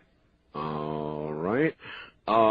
When the screenplay that you are now developing that is going to tell this whole story, Gene, Yeah. When will this be manifested into something that we can go out and watch at the movies? Well, I don't think Steven Spielberg could tell you that. The fact is, the first movie deal, literally the president of the studio came to meet Bob and said, I'm going to make this movie. Do you want to help or not? Yeah, and 5 years later, that movie's still not on the screen, so I would not be so bold as to give a date, but these people do seem serious, and if they could wave a magic wand, they'd like to have it on the screen in the summer or fall of 1998, but I mean, who knows? Well, the atmosphere for it now, after the way the genre has been going, has got to be just right. Well, they say that if a mediocre movie like Men in Black, and we all had hoped Men in Black would be great, but it was kind of mediocre. It did $230 million just here in the United States, so I would say that's more than encouraging. Bob, are you going to act at all in the movie? Well, but actually, I don't want them to make the movie. You don't? No. Really? Why not? He's always well, you really haven't been. He's afraid they'll make it outrageous and won't stick to the storyline. See, Well, the problem, Art. Well, no, it's not He's true. probably right, by the way. They will, Well, you have to, when you sign a contract for a movie deal, you have to sign, you have to sign away every right. I mean, they could turn it into anything they want. And so Bob has kept it close to the vest and restricts what they can portray. They can't portray any live aliens. And Oh, I don't know. By the time it's over, you'll have little guys going, yak, yak, yak, yak, yak, yak, yak. Well, not with my name on it. Steven Seagal will be fighting them with a machine gun, probably.